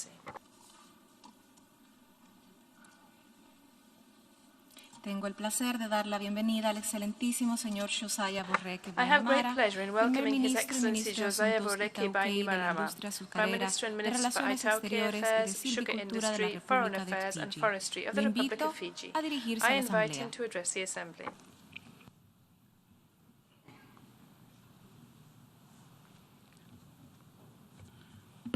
The President of the UN General Assembly, Jaba Korosi, the Secretary General, Antonio Guterres, Excellencies, ladies and gentlemen, Bulavinaka, and good morning.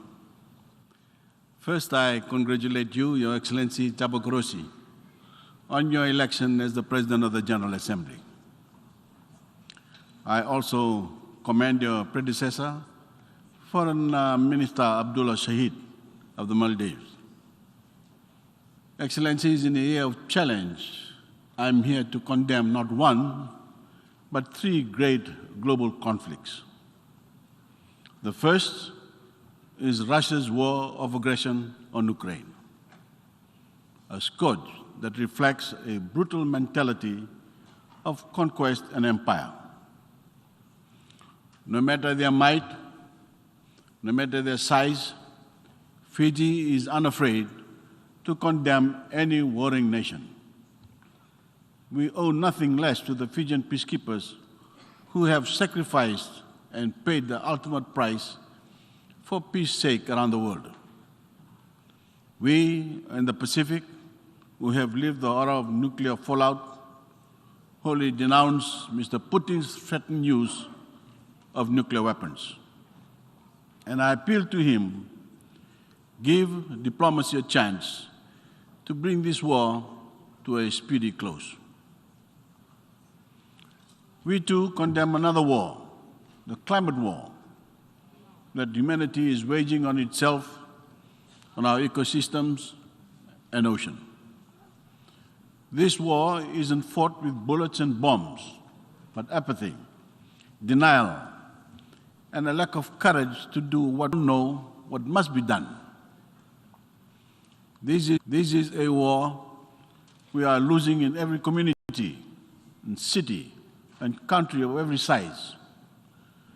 But small states, those least responsible, stand to lose the most of all.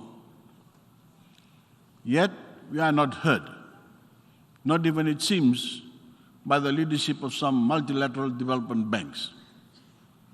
And so, lastly, I condemn the Cold War of indifference against the citizens of small islands and states who bear the brunt of this superstorm of global shocks, from rising commodity prices to the climate crisis and the pandemic. Surely, as leaders, we have the capacity to defend peace on all these fronts. I ask, where is the world's courage to do so? I see that courage in the Fijian people I serve as we build up our country undaunted by these challenges. Today, I will share this story, not for the sake of pride, but because leaders should know the lives, the progress, and the aspirations they threaten with their inaction.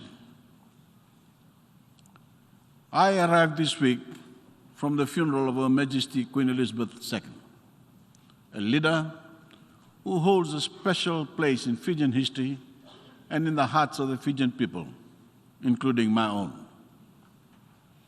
My fondest memory of Her Majesty was in London 4 years ago, at a welcome reception she hosted at the Commonwealth Heads of Government meeting.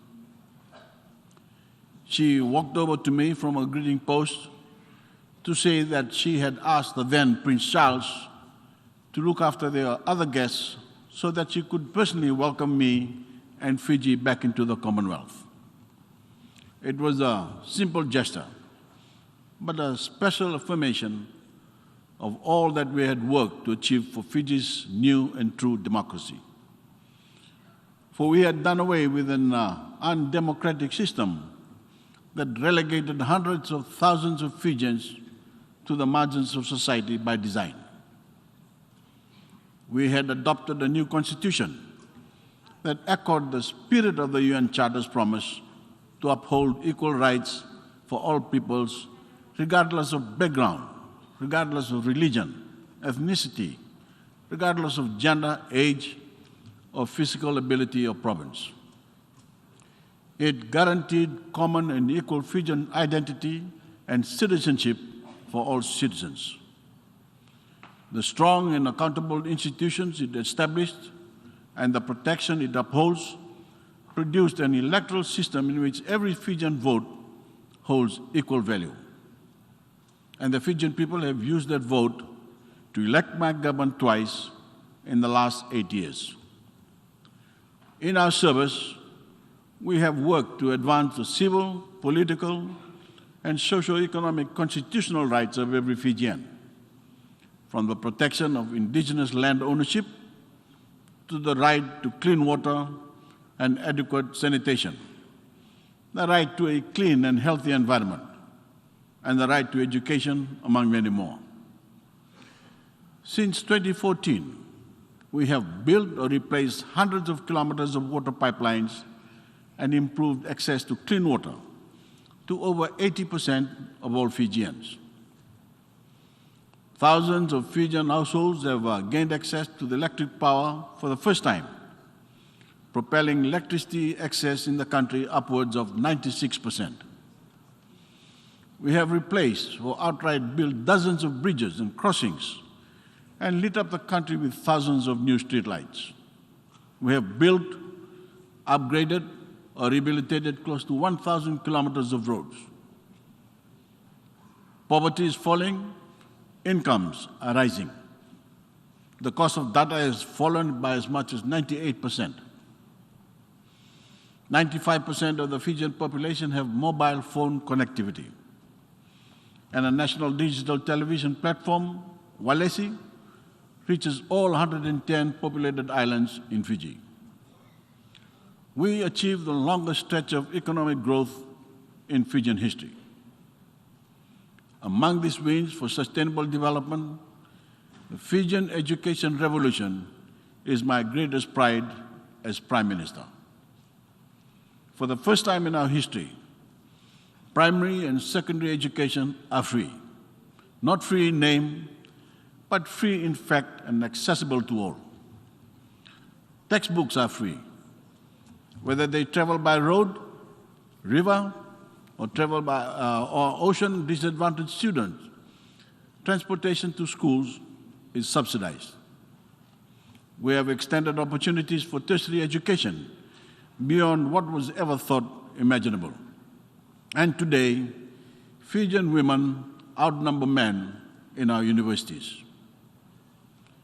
In times of crisis, our constitutional commitments to every Fijian have served us best and mattered most. The COVID-19 pandemic contracted our economy by over 20%. It stole half of our government revenues, flung over 100,000 Fijians out of full-time employment, and pressed us to the precipice of a socio-economic crisis.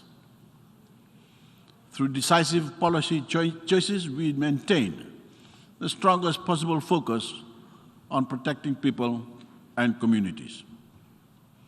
Through our tourism revenue was zero, we paid out income support to the unemployed.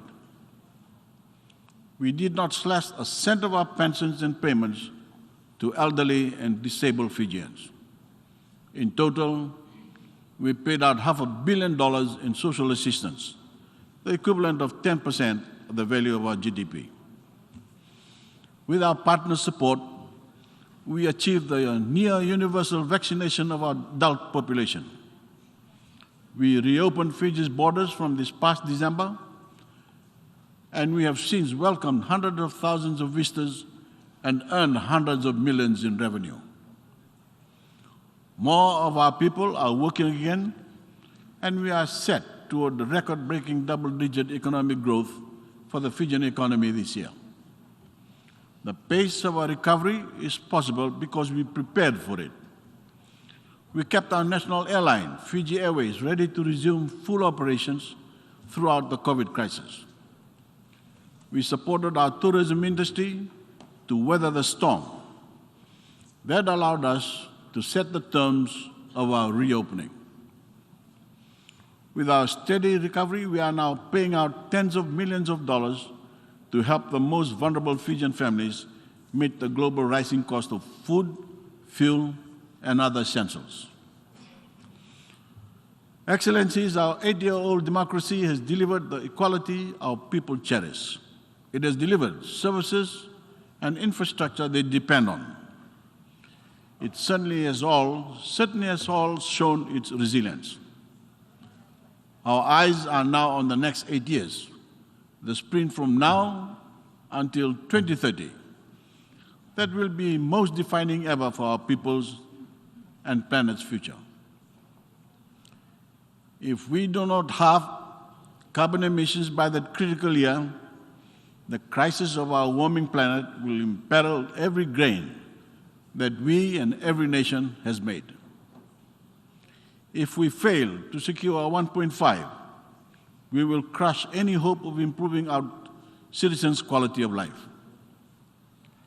We've been given glimpses of that doomsday proposition worldwide in the floods, in the droughts, storms, wildfires, dying coral, and melting glaciers. Ladies and gentlemen, we in Fiji have felt that devastation in the 14 cyclones that have struck us since 2014. These storms have stolen lives. They have leveled homes. They have destroyed schools. They have traumatized our young. The Pacific's children are the least to blame, among the least to blame for the climate crisis. Yet, our children are the most affected. I challenge leaders from the high-emitting nations to name a greater global injustice than the price that young Pacific Islanders pay for climate change.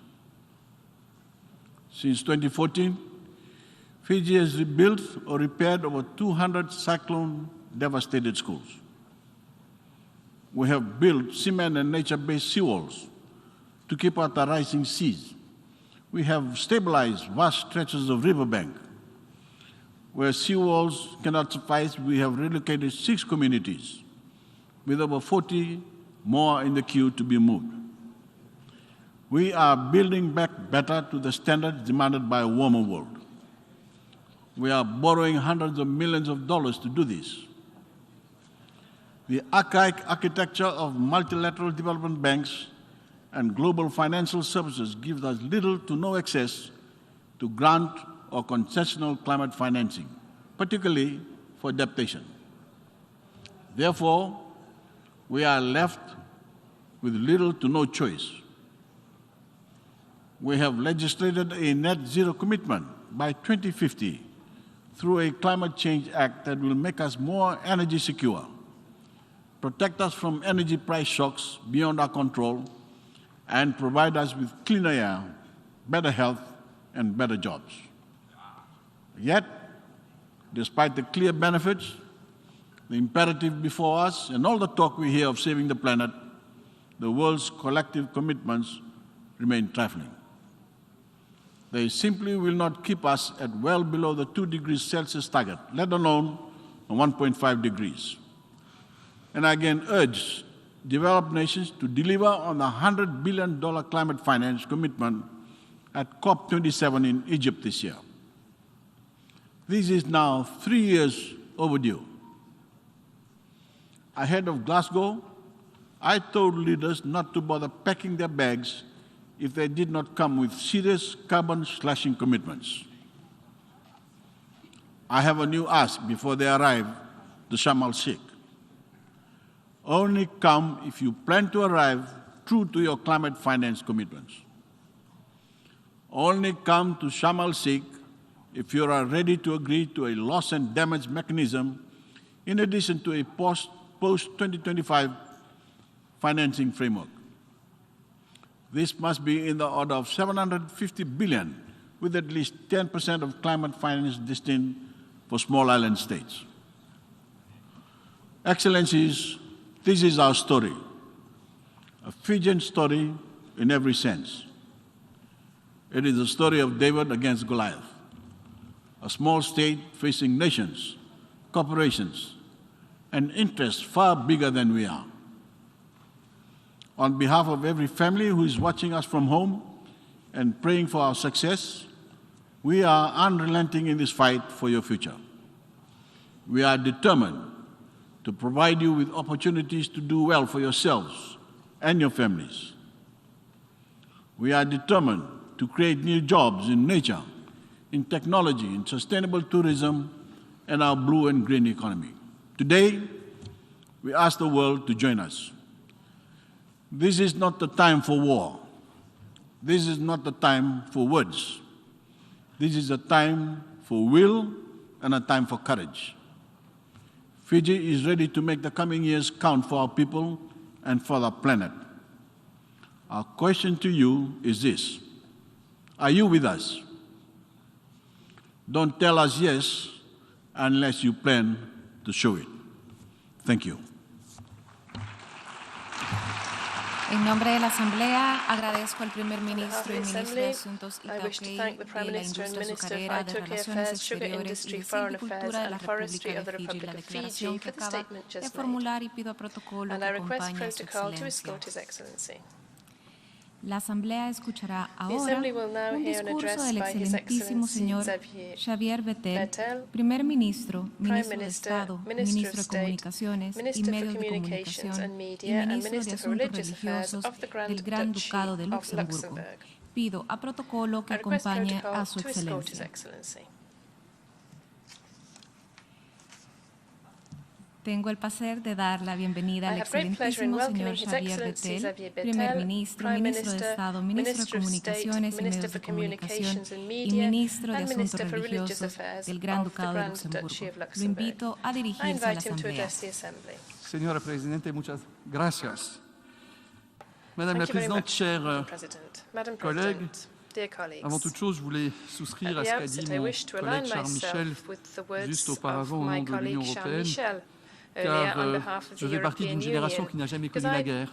On pensait que la guerre faisait partie juste des livres d'histoire, et pourtant mon continent connaît actuellement une situation de guerre sur sa terre. Et je pense que notre force et justement notre solidarité, notre union et surtout notre unité.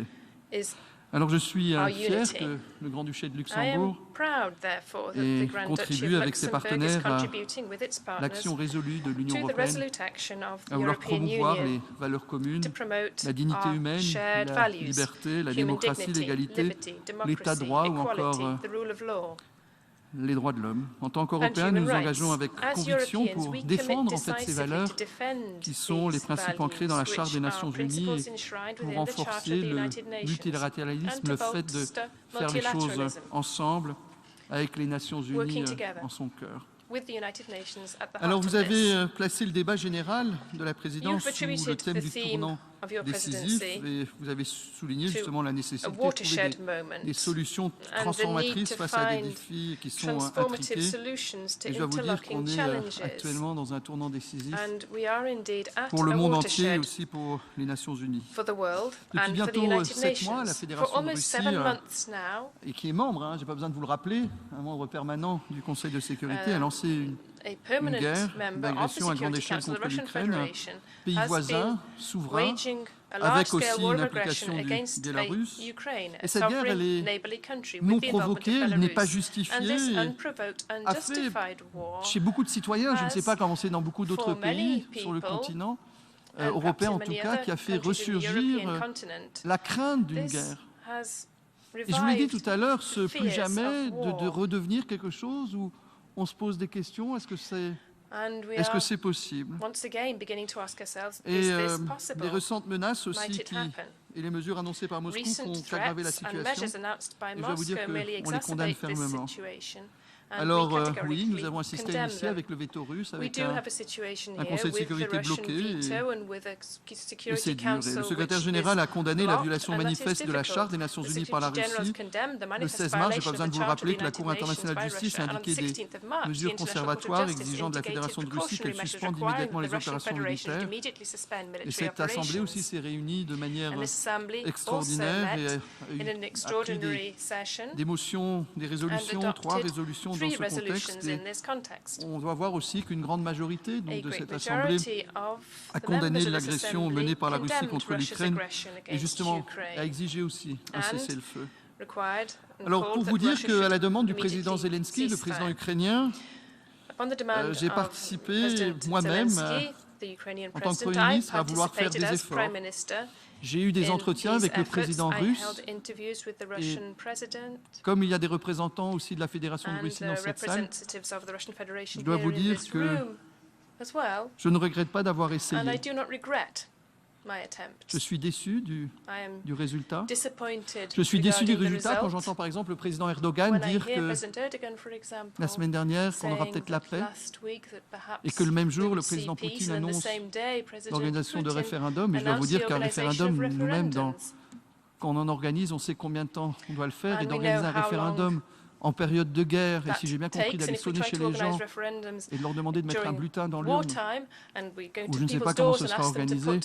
Mais on ne peut pas organiser un référendum dans les circonstances qu'il existe aujourd'hui, où une population est poussée à l'extérieur. Et en fait, je crains même, Madame la Présidente, que ce référendum soit pris une excuse pour justifier des actions supplémentaires, pour dire que c'est un territoire russe, et donc le Donbass, aujourd'hui, doit être protégé de la part de la Russie, et donc de justifier l'utilisation encore plus brutale des moyens qu'il y a aujourd'hui.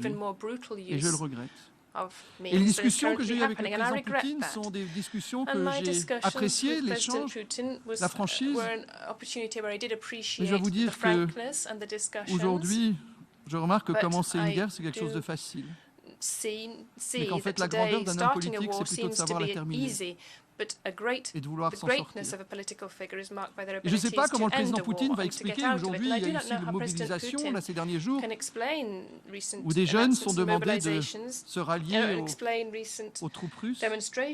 Comment il va expliquer à des mères qu'elles vont perdre leur fils, à des femmes qu'elles vont perdre leur époux, à des enfants qu'ils ont perdu leur père pour une guerre qui n'a aucun sens. Aucun sens. Et en tant que politique, ça fait 9 ans maintenant que je suis Premier ministre dans mon pays. J'ai toujours essayé de trouver des réponses aux questions que je me pose. Et c'est la première fois, cher représentant de la Fédération de Russie, que je n'arrive pas à trouver de réponse. Je n'arrive pas à comprendre. Et donc ici, encore une fois, un appel à votre président pour qu'un cessez-le-feu et la diplomatie soit ce qui doit arriver. Alors j'ai fait les appels, mais après Boutcha, je ne pouvais plus. J'ai pas compris, et surtout de vouloir décorer après des militaires qui ont commis des crimes et quelque chose qui était intolérable n'est pas assez fort, qui était pour moi quelque chose d'inacceptable. Alors la guerre continue, elle a fait plus déjà de 14 000 victimes. Parmi la population civile en Ukraine, il y a plus de 1000 enfants. Et quand on voit qu'il y a des charniers qu'on retrouve, avec des gens qui ont été abattus, c'est ce que j'ai vu aussi à Boutcha, des exécutions sommaires. Chaque jour qui continue est un jour de trop. Et je dois vous dire qu'aussi que l'agression russe fait peser aussi des menaces sur les installations nucléaires ukrainiennes et que dans beaucoup de pays, on a peur. Un risque inacceptable pour l'Ukraine, mais aussi pour les autres pays européens. Et comme je vous l'ai dit, je me suis rendu en Ukraine il y a plus ou moins 3 mois et j'ai visité les villes de Borodianka, Bucha et Irpin, où j'ai rencontré, permettez-moi de parler d'une expérience personnelle, une femme qui avait tout perdu, tout. Mais elle gardait l'espoir, elle gardait la volonté de croire en la paix. Et elle était là avec son petit-fils, qui était devenu sourd à cause des bombardements qui avaient lieu à côté de lui. Alors je suis désolé, cher représentant de la Fédération de Russie, on ne peut pas condamner un pays, on ne peut pas condamner une génération, on ne peut pas tuer des innocents. Je ne trouve pas de mots.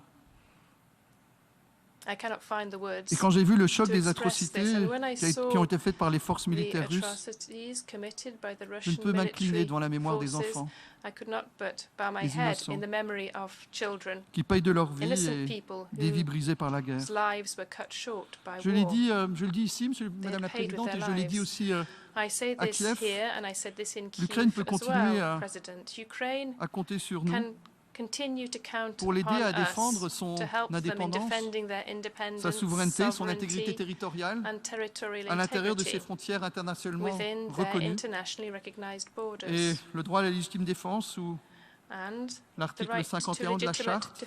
Et il est de notre responsabilité d'aider l'Ukraine. On ne peut pas accepter qu'un voisin plus grand, moi-même je dois vous l'avouer Madame la Présidente, je ne fais pas partie des pays les plus grands par sa taille ou par son armée.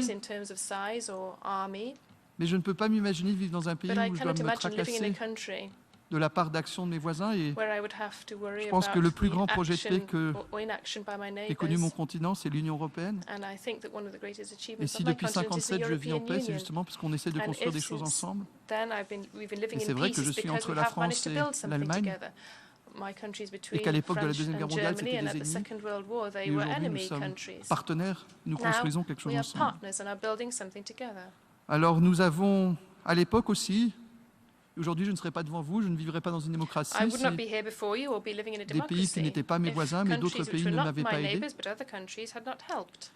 Et nous avons aussi, en tant que Luxembourg, ouvert nos portes aux personnes fuyant la guerre. Ces gens ne veulent pas une meilleure vie, ils veulent tout simplement pouvoir vivre. Et nous avons accueilli plus de 1000 élèves d'Ukraine dans nos écoles. Et je dois vous dire que ce soit à Kiev ou que ce soit aussi chez nous, le courage de ces mères, de ces familles, de ces enfants, de ces hommes en Ukraine aussi commencent même à reconstruire leur pays, à faire revivre leur ville libérée après la barbarie qui s'est déroulée. Et on doit honorer ce courage et sans relâche aussi les enquêtes menées par les acteurs nationaux et internationaux, et je pense par exemple à la CPI, afin que les responsables des crimes de guerre et des autres crimes commis en Ukraine soient identifiés, poursuivis et punis. Il ne saurait y avoir d'impunité ni pour les crimes de guerre, ni pour les crimes contre l'humanité, ni pour le crime de génocide, ni pour les crimes d'agression. Et permettez-moi donc de saisir cette occasion pour saluer aussi le courage en Russie, parce que le président Poutine a demandé quand même maintenant une mobilisation, et vous voyez des Russes qui partent, des jeunes Russes qui quittent leur pays. On voit aussi des... Et la réponse ne peut pas être, on ne peut pas parler, et Charles l'a dit tout à l'heure, on ne peut pas dire qu'aujourd'hui parler de guerre déjà vaut condamnation. Je pense qu'il n'est pas trop... Si, il est déjà trop tard. Car ce qui s'est passé est impardonnable. Mais cessez le feu. Arrêtez de tuer des innocents. C'est quelque chose, cher représentant de la Fédération de Russie, qui me tient à cœur moi-même.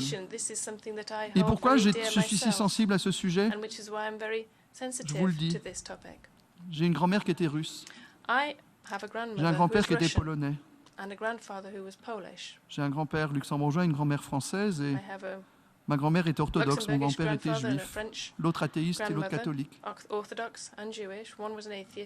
Et même sur mon territoire, ayant du sang juif, étant libéral, étant marié à un homme, aujourd'hui je serais condamné à mort dans mon propre pays. Acceptons les différences, acceptons la richesse de la diversité, et essayons de vivre en paix. Ne recommettons pas les mêmes erreurs. Et ici, je lance un appel au président Poutine. Je vous l'ai dit tout à l'heure, commencer une guerre n'est pas le plus difficile. Et savoir en sortir. Mais c'est là qu'on reconnaît la grandeur. Et surtout que cette guerre a commencé à un moment où la plupart d'entre nous, on s'est dit, on sortait du Covid. On pensait qu'on allait pouvoir s'en sortir, et on a eu maintenant l'insécurité alimentaire aussi, et tout particulièrement les pays, les populations en situation de fragilité en Afrique et aussi au Moyen-Orient. Et je le répète aux collègues africains, car je sais que le narratif de dire que c'est les sanctions européennes qui posent problème à la crise alimentaire est faux. C'est la guerre, l'agression en Ukraine qui est la responsabilité des problèmes qu'on connaît. Et je dois remercier aussi le président Erdogan qui s'est mis autour de la table pour essayer de trouver un moyen de sortir aussi la mer Noire aux exportations ukrainiennes de céréales. Et cet accord est vital pour des millions de personnes. Et nous voyons aujourd'hui aussi une hausse des prix de l'énergie et des répercussions aussi qui sont très dures pour de nombreux Européens. Alors c'est facile de dire qu'il faudrait abandonner les sanctions. Moi, ce que j'aimerais, c'est qu'on abandonne la guerre. Pas nous, mais vous, nos collègues russes. Je tiens aussi à saluer l'initiative du secrétaire général de réunir un groupe de réponse à la crise mondiale de l'alimentation, de l'énergie aussi, et du financement pour identifier des solutions à court et à moyen terme. Et je remercie Antonio Guterres et ses équipes pour leurs efforts vraiment énormes, comme je l'ai dit tout à l'heure, concernant l'accord avec la Turquie. Et nous devons soutenir aussi le programme alimentaire mondial de la FAO et de la FIDA pour renforcer la résilience alimentaire. Et on voit aujourd'hui que la région du Sahel, qui souffre d'une insécurité alimentaire amplifiée par le changement climatique, justement, et aussi les effets de la guerre. Et j'étais il n'y a pas longtemps aussi au Niger, et je tiens aussi à remercier le leadership du président Bazoum, qui est un pays partenaire de la coopération, et nous voulons justement nous engager pour plus de stabilité dans la région. Je dois vous dire que je me rappelle quand j'étais avec M. Roche, quand j'étais avec Ibeka, aujourd'hui les leaders ont changé. Je pense que l'instabilité en Afrique est un facteur qui est dramatique à côté d'autres crises qui existent. Moi, je suis fier d'être Premier ministre aussi, Madame la Présidente, d'un pays où 1% de son revenu national brut est réservé à l'aide publique au développement. Et la plupart d'entre vous, vous vous en doutez, qu'à chaque fois qu'on parle d'aide publique pour le développement, que vous avez l'un ou l'autre pays qui vous dira, ou l'un ou l'autre citoyen qui vous dira, mais pourquoi est-ce que vous aidez les autres? Il y a toujours des problèmes chez vous aussi. Mais je suis fier d'avoir 1% pour aider d'autres personnes quand on voit que certains problèmes que nous avons chez nous sont des problèmes qui sont minimes par rapport à d'autres. Nous voulons aussi contribuer à justement réaliser le programme de développement durable à l'horizon 2030. Et afin d'atteindre justement ces objectifs, le partenariat avec l'Afrique est crucial et nous entendons aussi le renforcer au niveau continental entre l'Union européenne et l'Union africaine, et ceci aussi au niveau bilatéral. Et cela va au-delà de la coopération traditionnelle axée sur les secteurs sociaux tels que la santé ou que l'éducation. Il s'étend à la coopération en matière d'énergie renouvelable et de lutte contre les changements climatiques, comme nous le faisons aussi avec nos partenaires du Cap-Vert, et à la coopération aussi dans les domaines de la technologie et de l'information. Et récemment, j'étais à Kigali, au Rwanda aussi, où nous continuons aussi à le faire. Et si on veut être des partenaires crédibles, on ne doit surtout pas faire des réunions où on s'engage, parce que ça, on a tendance tous à le faire, mais aussi à respecter nos engagements. Ça ne sert à rien de se rencontrer pour se promettre, mais après de ne pas le faire. Donc, pour ma part, par exemple, au niveau du financement climatique, mon pays a décidé d'appliquer le principe de l'additionnalité, donc notre financement s'ajoute aussi à notre APD. Lors de la COP26 à Glasgow, j'ai annoncé que le Grand Duché de Luxembourg allait augmenter son financement climatique pour porter à 220 millions d'euros sur la période 21-25. Et la moitié de ce financement va à l'adaptation au changement climatique, justement dans les pays les plus vulnérables. Nous comptons aussi investir une part croissante dans des instruments innovants afin de mobiliser des financements privés.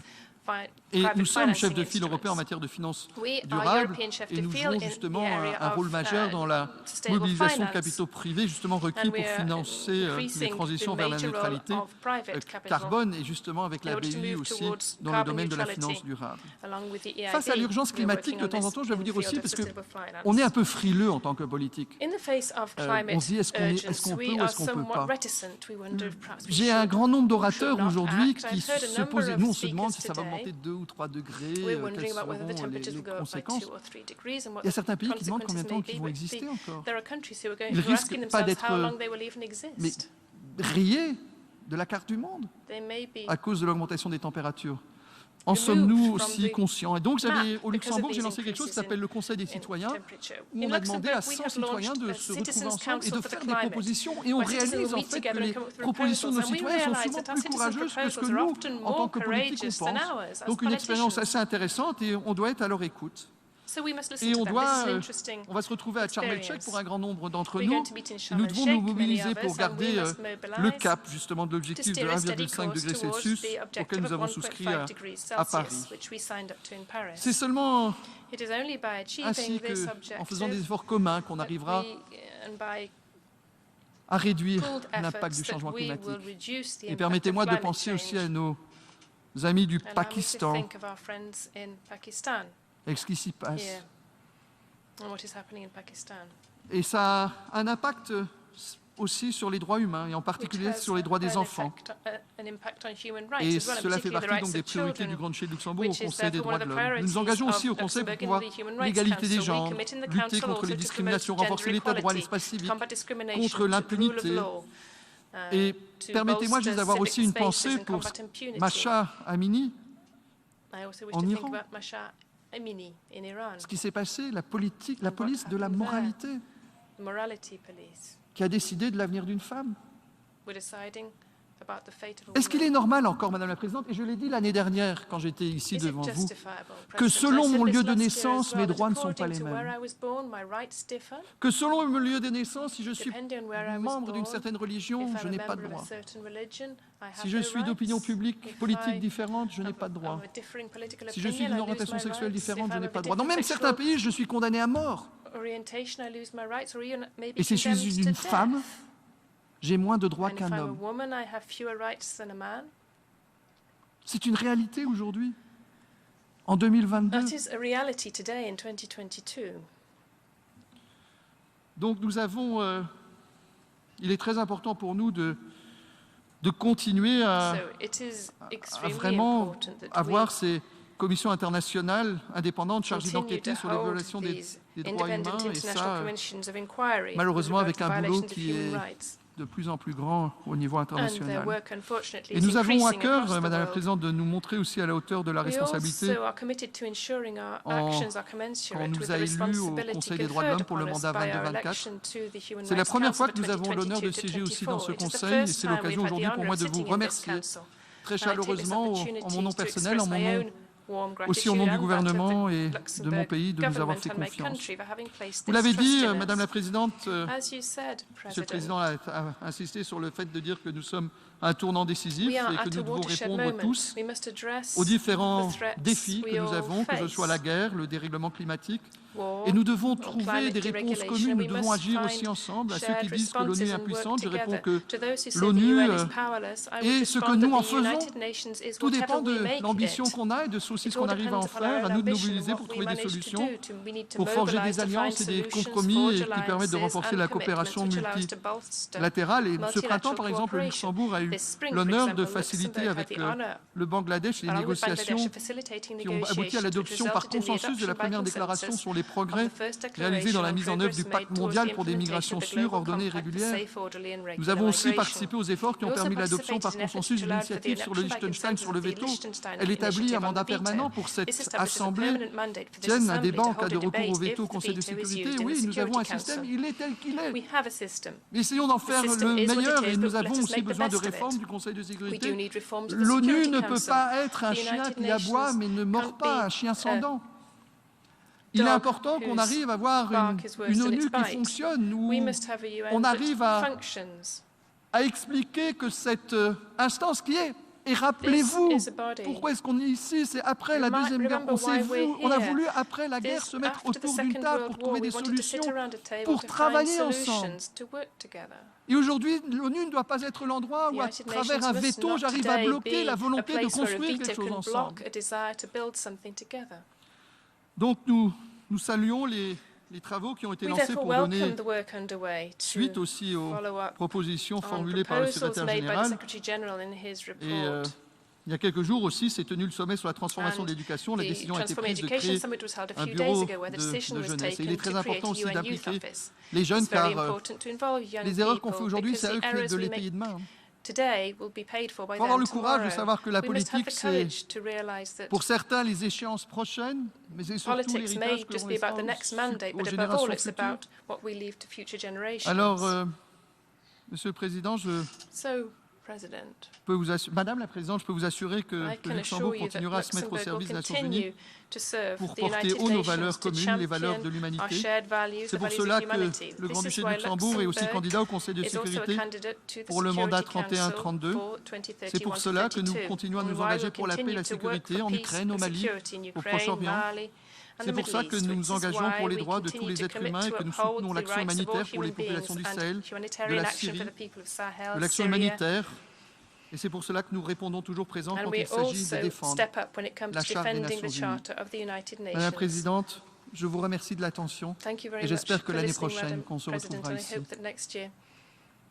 Les atrocités qui se passeront en Ukraine feront partie de l'histoire. Merci.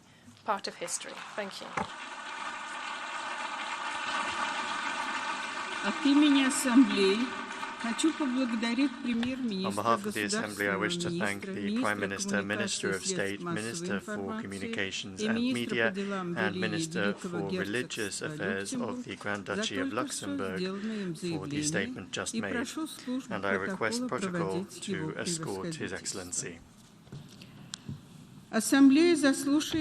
The Assembly will hear an address by His Excellency Mark Rutte, Prime Minister and Minister for General Affairs of the Kingdom of the Netherlands.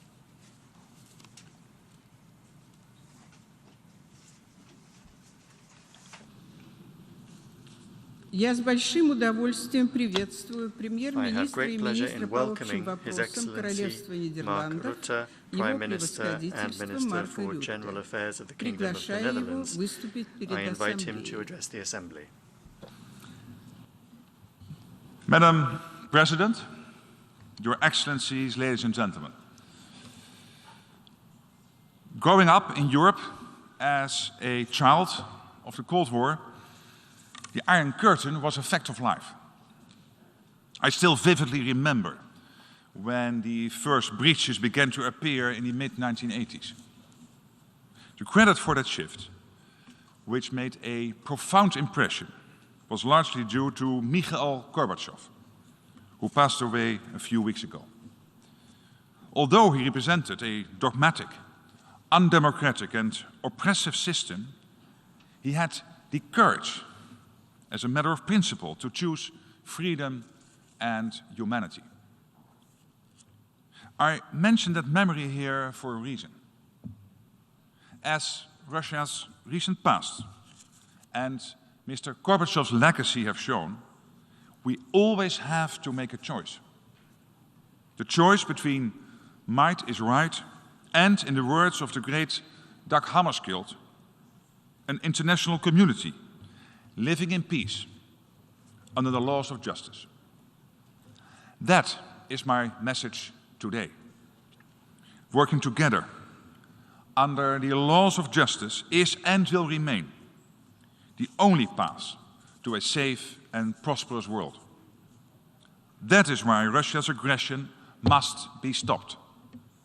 And right now, Russia stands on the wrong side of history.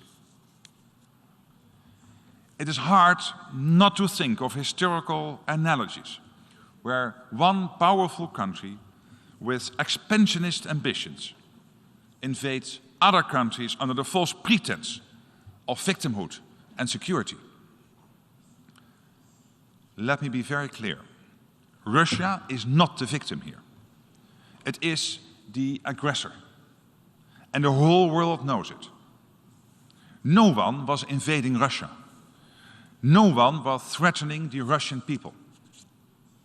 The people of Ukraine wanted only to be left in peace, to decide their own future. Again, there's only one aggressor here, and that is Russia.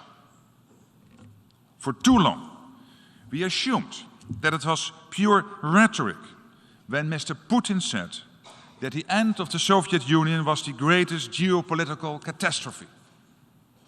In hindsight, we all should have paid heed to his words, because they reflect a dangerous worldview. He won't stop at Ukraine if we don't stop him now. This war is bigger than Ukraine itself. It's about upholding the international rule of law. It is about a sovereign people's right to choose its own path. It's about freedom, theirs and ours. So this war is about our common future. And there's only one path for us to follow, one right choice to make. We must uphold the fundamental principles of the UN Charter. Principles we agreed to after the painful lessons of history learned from a past aggressor.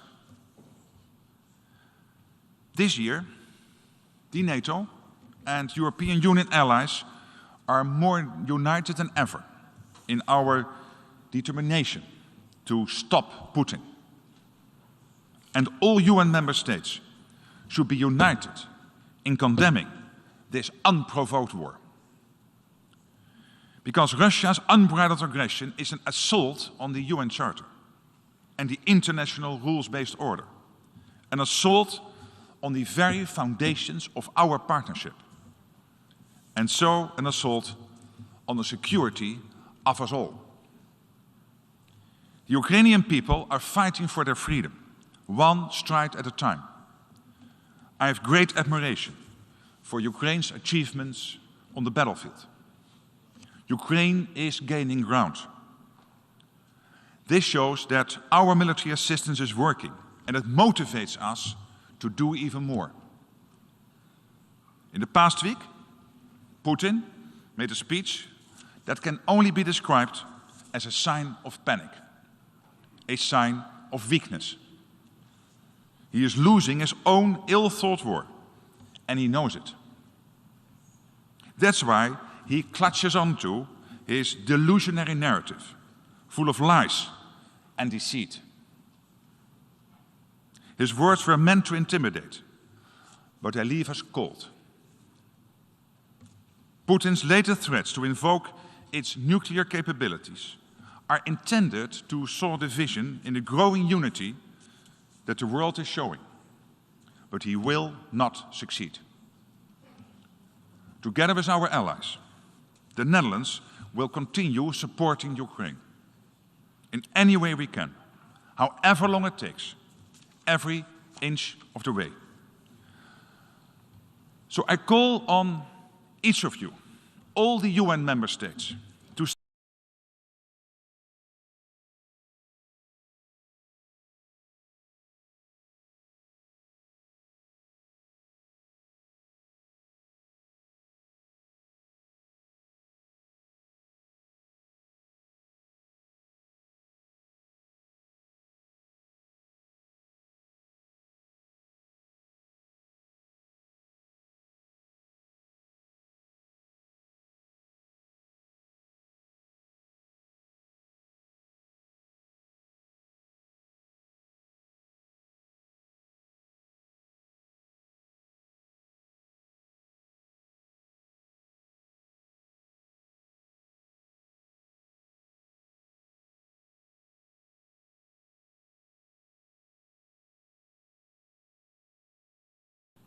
and frankly also the suffering of Russian people who are called up to fight against their will.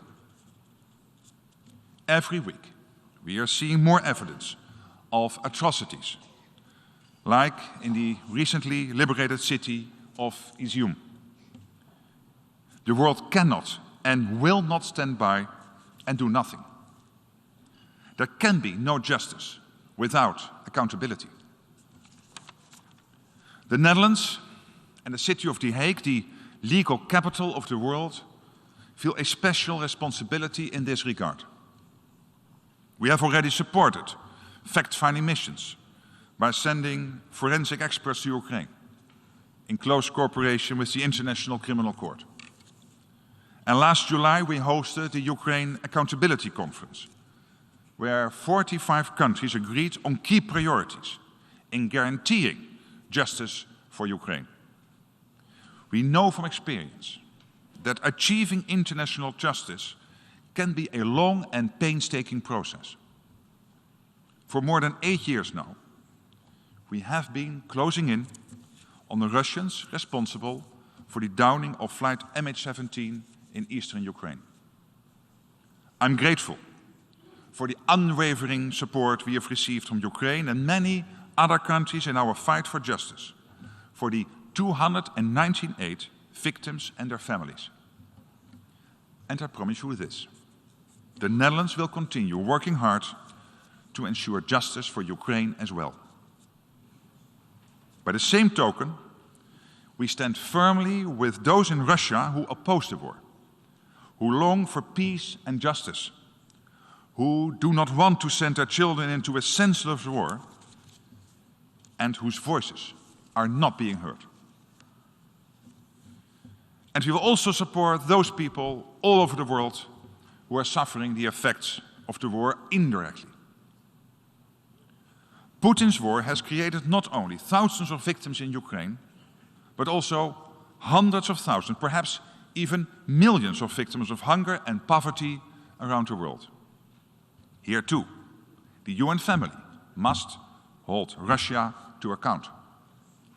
Putin's cold-blooded power politics, exploiting the most basic human needs of so many people, provides an extra argument for ending the fossil fuel era even faster than we planned. It makes tackling that other great global issue, climate change, even more urgent. And here too, worldwide cooperation is an absolute must. Together, we all have made pledges aimed at keeping global warming below 1.5 degrees Celsius. And around the world, we all feel the urgency of this task. The Kingdom of the Netherlands, which is made up of 4 very different countries, is also feeling the effects of climate change. From heavier rainfall and worsening drought in the European part of the kingdom to more severe hurricanes and rising sea levels in the Caribbean part. Small island developing states are at the forefront of the world's climate adaptation strategies. And Curaçao, Aruba and Sint Maarten, the island countries of our kingdom, are no exception. We are experiencing both the challenges confronting mainland Europe and those which small island states face every day. Rising ocean temperatures, coral bleaching, loss of biodiversity, and ocean pollution. As one kingdom, we know that water is the factor linking all the great challenges of our time. From food and energy to migration and urbanization. What's more, 90% of all climate disasters manifest themselves through water via flooding, drought, or pollution. Many parts of the world are already facing the reality of having too much or too little water, or water supplies that are too polluted. Recent events in Pakistan are a sobering reminder. Devastating floods, disrupting the lives of more than 30 million people. This illustrates once more that water is at the heart of many global problems. It has the power to turn our lives upside down, to threaten our health, our safety, our food, and our living environment. But at the same time, collaborating on water issues presents us with a big opportunity to make the world safer, healthier, and more prosperous. Investing in water security should be a top priority for our common future. Because worldwide water solutions are an existential issue, making them a basic necessity for the world. And it is our responsibility to place water security at the core of all our climate action and at the core of our worldwide efforts to achieve the Sustainable Development Goals. And that is where the Kingdom of the Netherlands, together with our friends from Tajikistan, will be hosting next year's UN Water Conference. And this conference is all about action. Action by governments and the private sector, working closely across sectors and regions. It can and must be a turning point, because it is now or never. So I urge you all to be there. And in the meantime, we will need to step up our other climate efforts too. We will have to rapidly deliver on the promises we made last year in Glasgow. COP27 in Sharm el-Sheikh will be another milestone, if only because it will mark the first time we are convening on the African continent.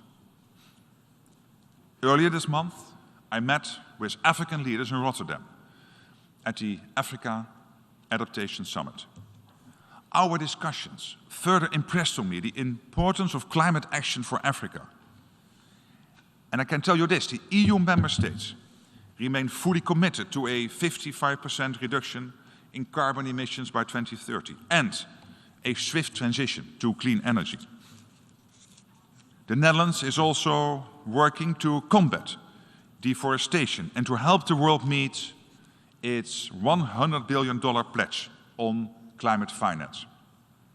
That money needs to go to the most vulnerable individuals and communities, to those hit hardest by climate change. We will continue to provide expertise and financial support to protect vulnerable areas against the elements.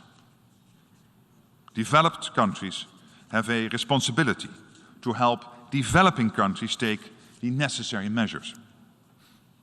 Only by acting together can we turn things around. And that's why the Netherlands will continue pressing for a doubling of finance for climate adaptation. Half of the money my country spends on international climate action now goes to adaptation and resilience. And we will continue on that path, because adaptation is in our DNA. Your Excellencies, ladies and gentlemen, to address the major issues of our time, we need each other more than ever. Cooperation is the only way forward, with the UN as a vital tool, one we must use far more effectively. To quote Dag Hammarskjöld once more, the UN is what the members